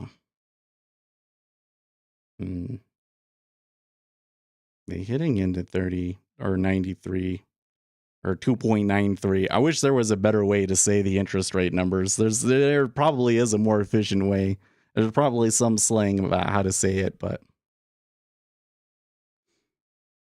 2,930 basis points. 2,930 basis points. I don't know. I don't know how you say it, but okay, I got filled. Good. And on that one, so that's not like I think it's gonna stop there. Is just I made $30 really easily there, and that last move was a little aggressive and kind of looked like there was some stops on it and so forth. And I don't know if I really want to stay in the market when Powell is speaking. That just, especially since I'm not going to be streaming, I'm going to be working and stuff. I don't want to focus on that. So to get $30 is feels really good, and I think that's just a good spot to try. So I think that my profit taking in that instance probably had more to do with me personally. I don't know if that's a really good way to trade, but I feel like that one had more to do with me personally than it did the action. That said, there are some things that kind of make me think that it won't be there at 2.93 for very long. And so I did want to take profits. It may yet come back up to the 27 half level and retest it on the upside, and then the trend continue for all we know. Because again, we're not really getting it's not entirely clear what the cause here is. We just know that there's a big event at the top of the hour, right, with Powell speaking.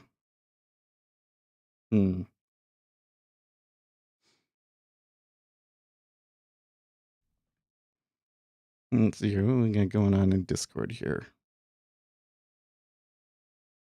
Oh, somebody asked a question.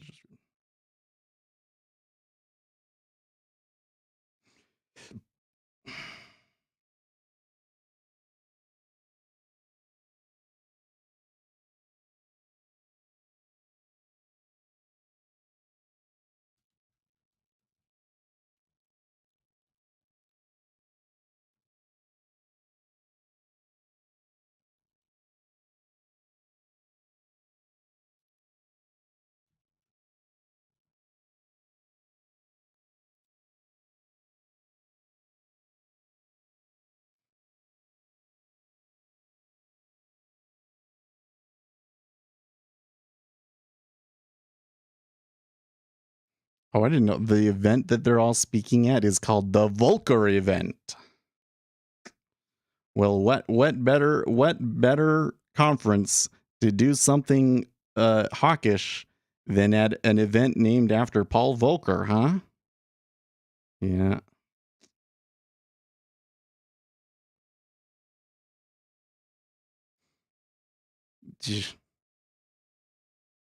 Of course, former President Donald Trump has accused Piers Morgan of unlawfully and deceptively editing a video promo to suggest that he stormed out of an interview for Morgan's new show, Uncensored. Is his show really called Uncensored? Are you kidding me? Because I don't. Well, I mean, I guess Piers Morgan has been an advocate of free speech. I don't know. I have a hard time sorting out that, man. His ideology is very much inconsistent with what we in America think that would be a consistent ideology, isn't it? But I'm sure that to him it's entirely consistent. He doesn't feel like a conservative. I guess. Well, you know what it is. I think what it is that what is a conservative in the United States is very different from what is a conservative in the UK, right? Like a conservative in the UK is very much like the snob aristocracy kind of people, like that's definitely you really feel that like sense of like snobbishness from Piers Morgan, don't you think? Whereas conservative in America, there were times even in the recent past where conservative was kind of being rich and upper class and more business people, right? I think that came about largely because of the Reagan Revolution in the 80s. You got to understand that the markets changed so much in the 80s. You don't even know, okay? But more recently, conservatism has kind of become more of a working class thing because it's the people in rural America and the working class that are the ones that are, think that things are pretty okay and they don't necessarily want to see a radical restructuring of the system, right? That's liberals want a radical restructuring of the system and conservatives don't. So in the UK, the conservatives are the ones that are like super snobs, and in the US, it's kind of become rural working class people, right? So that must be why there's the difference.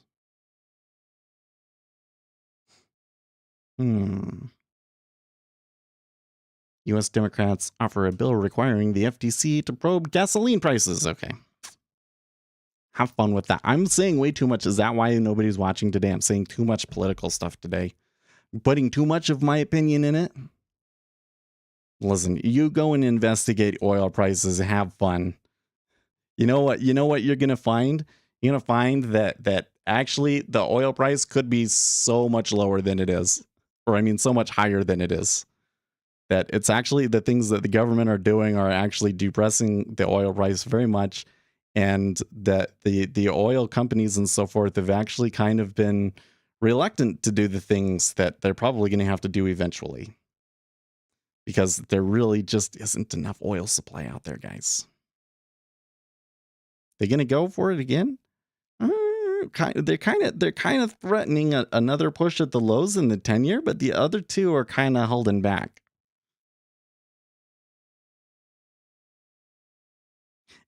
It does though. I don't see any reason. I don't see any really good reason for this trend to end.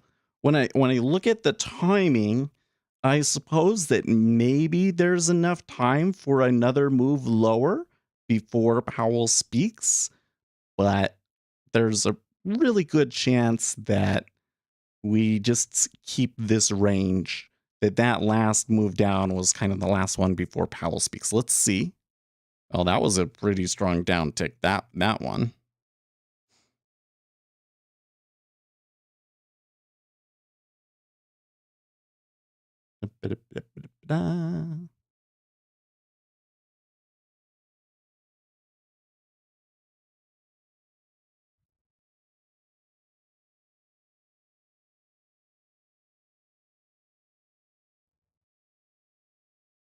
Oh, the event is called The Appreciation of Paul Volcker. Oh, man.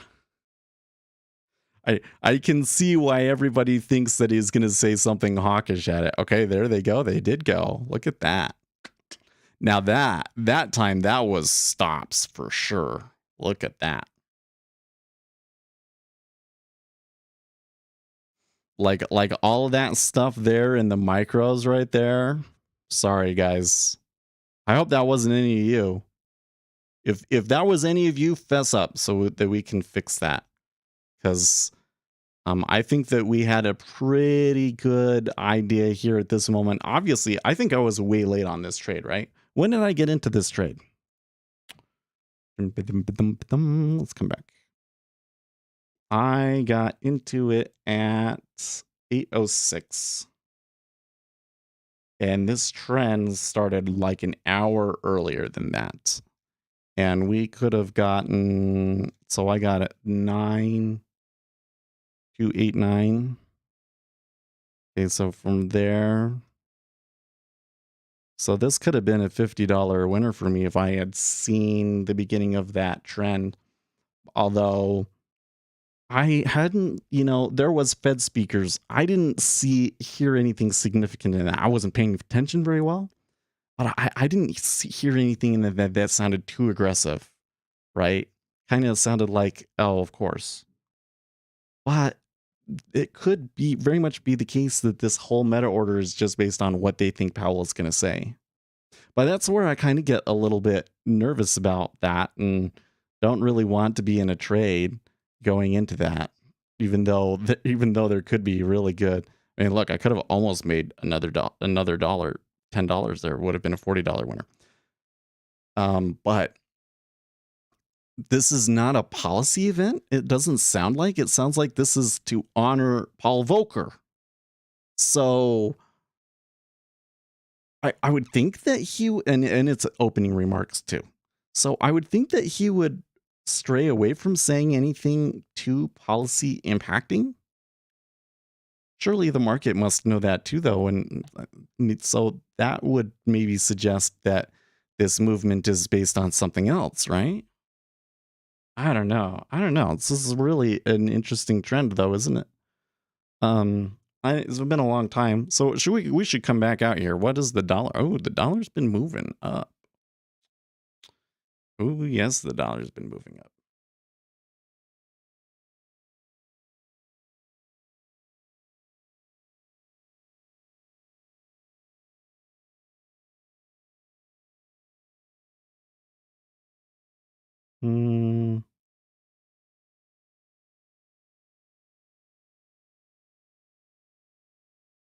So why is that? So what was it that they said that killed the euro? I guess that might explain why the volume has been a little questionable through this whole move. And that again, it's been a really fidgety move. Like they're moving 4 or 5 up and then 5 down instead of just trend, baby 4 up, trend. It's like the whole way, right? That's a lie. Maybe that's because the move is being driven by currencies. This pullback looks a little bit deeper. I think that we are going to get the comments from Powell. Oh, by the way, Twitter kind of fell back there a little bit, didn't they? Well, I think that we know what's going on in Twitter, so we're just going to have to see how the day works out. The thing with the Twitter news is that so apparently a tender offer can take a while to complete. So we might not know what's going on there for a while. I don't know. I've never watched a thing like this before. And I mean, not only am I not super familiar with like merger and acquisition kind of stuff, but we've never had anything like this with an president. You know, a leverage buyout of this size and public interest. This just never happened before. So really hard to know what's going to go on there. But Twitter up today. We'll see where they go. Yeah, the Nala is just going and going and going.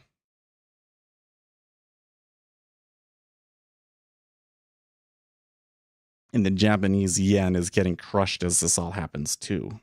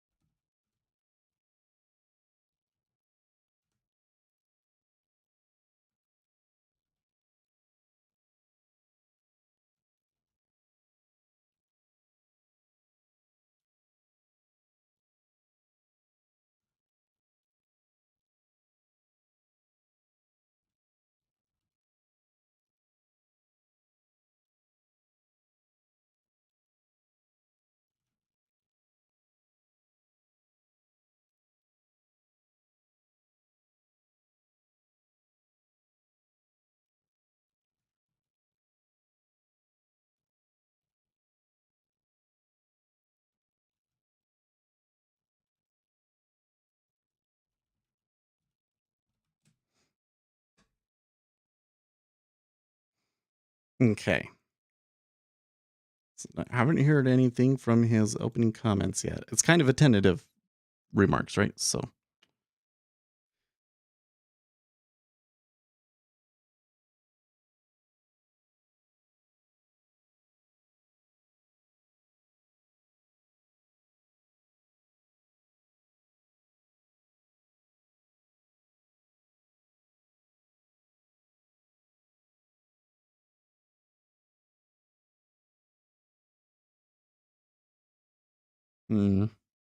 they saw a significant uptick there, but they actually hit back against it really easily. So that's curious too. We'll sit here for the whole 10 minutes. See when we get the remarks for Powell. But again, I really don't think that one's going to move the markets. Looks like my financial juice crashed there. That's weird.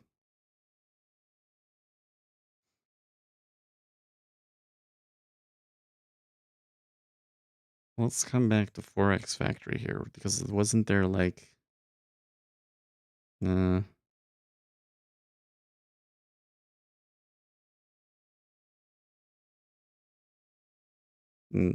LaGuard will be speaking after that.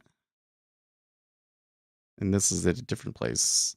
Panel discussion titled Debate on the Global Economy at the Spring's meeting of the International Monetary Fund and World Bank Group in Washington, D.C. That one might be more significant. You did a good job this week. You need to take more vacation. You know, maybe you're right, Octavius. Isn't it so weird? Well, I was doing okay just before the vacation, but it was the week before that where I had just done so dismally, wasn't it? And isn't it weird how now all of a sudden it's like I can't lose? I really can't explain it. It does kind of make me wonder how much of the performance is just like how well my mind is performing, you know what I mean? Like maybe some of those bad times are my body is tired and I just don't make a very good decision and analysis in those situations. I think that move. Oh, I don't remember where we were before, but that move puts us back over 400. We'd want to get it back over 5, but that's if we come back here and let's try and see how far back we can go here. Or we're gonna have to filter it, huh? And it's probably better to look at it through journalytics.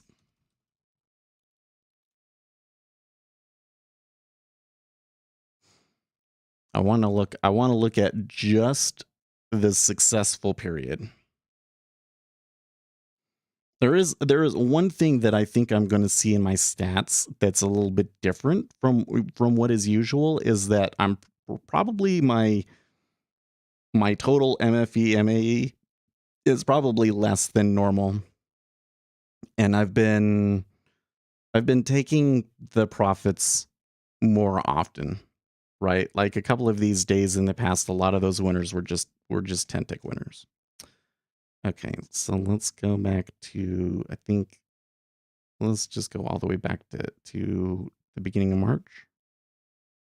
Yeah.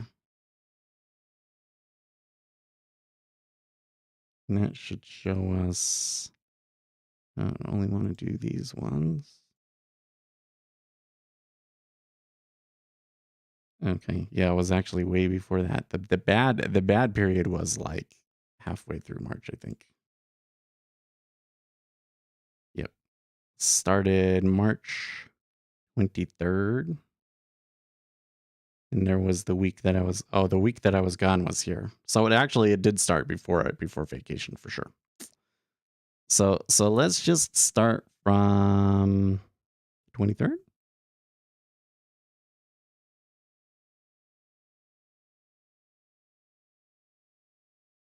Oh, that's, yeah, no, March 23rd. March 23rd to now. Oh, no, we don't want the 23rd. We want the 24th. I want that whole bad period out. I know. Curve fitting, right? No. But I want to see, like, okay, yeah. Oh, actually it's not.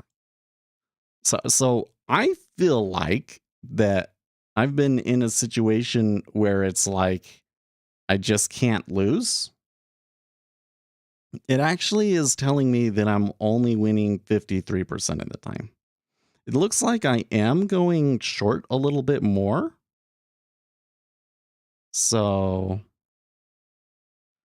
but look at my MFE to MAE is a lot higher than usual. So that's actually not quite. So normally I'm around 11 MAE and 15 MFE. So seems like I'm just on. I did have a really big winner in there too, right? And that's the thing, is my losses have been a lot more limited. That helps, because some of the places where they were really bad were days where it was like that whole day was just really bad. I did have a $58 drawdown through all of that, so it's not all sunshines and rainbows. But that's a really good run in performance. I do have to stay relaxed. Like so when we try and think about it, what are some things that we've changed, right? Because has the market really changed in the last month and a half? Let's come back over here. Okay, we'll come back to this. And again, we're talking about March 23rd. Let's look at it on the daily, the 10-year. Okay. So starting from here, from March 23rd. Okay. So this period that I've been doing well has actually been probably harder than the period where I had some trouble. The period that I had some trouble, it wasn't actually even that I was trying to go long or anything. It was I had a lot of sitting down. Oh, that's really curious to me. Okay, but I do feel like that I'm taking my profits a little bit more readily. Oh, what's the commission? The commission is like a dollar. Yeah, I don't have it. So in Jigsaw, you have ways to come in and like apply the commissions and stuff like that and apply them. The last time I tried to do it, it wasn't working with the micros. So I haven't bothered doing it. I probably should add them in there though. Because I think when you take the commissions out, it's like $50 or something, right?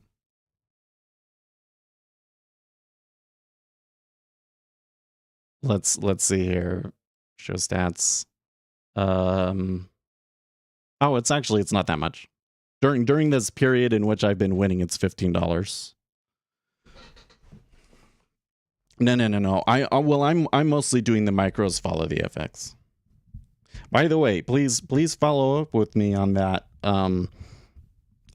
seeming bug that you've been having with the spreads, because you're the first person to ever have a problem with it, and I'm excited to if there's something that's wrong and I can fix it. Right?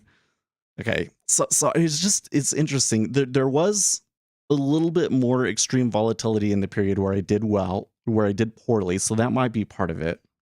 But another thing that has changed, it has been that in the time period where I've been doing well, I became much more aware of my allergies, and I've been doing a lot to try and deal with my allergies. Yesterday was kind of a test day for me because I didn't take my allergy medication or put the eye drops in my eyes. And I was good for most of the day, which makes me think that the filter that I have out there is helping. But when I went to sleep, I was still sneezing. So I think that the dust mites is still a big problem for me, which means that I need to keep up on probably a good day to vacuum. Well, maybe not today, maybe tomorrow. Gotta vacuum. I should vacuum this room more often. I've been vacuuming the room out there like every day.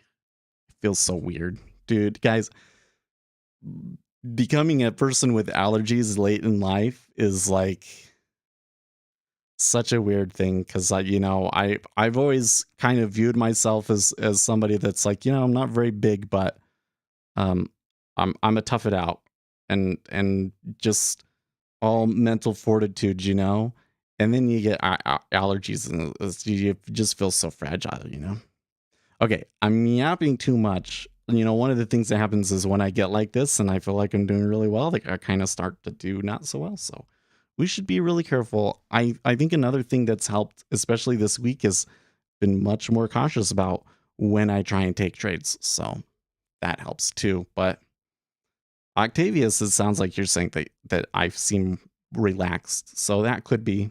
But you know what? There's another possibility that we do have to admit might be more likely is could just be random. I don't know.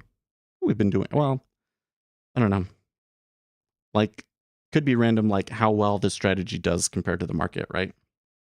You have to say that the stats that I'm getting out of it are, pretty good. That you have to say that there's something to it, but there might still be some problems in the longer run performance of how we're doing, right? So we definitely we did really, really well for a while, and it was really just the beginning of March where we had problems. So we have to sort that out. Okay, guys, I am late for my meetings. I will see you tomorrow, Friday. Is it already Friday? All right, well, see you tomorrow. In the meantime, stay profitable, friends.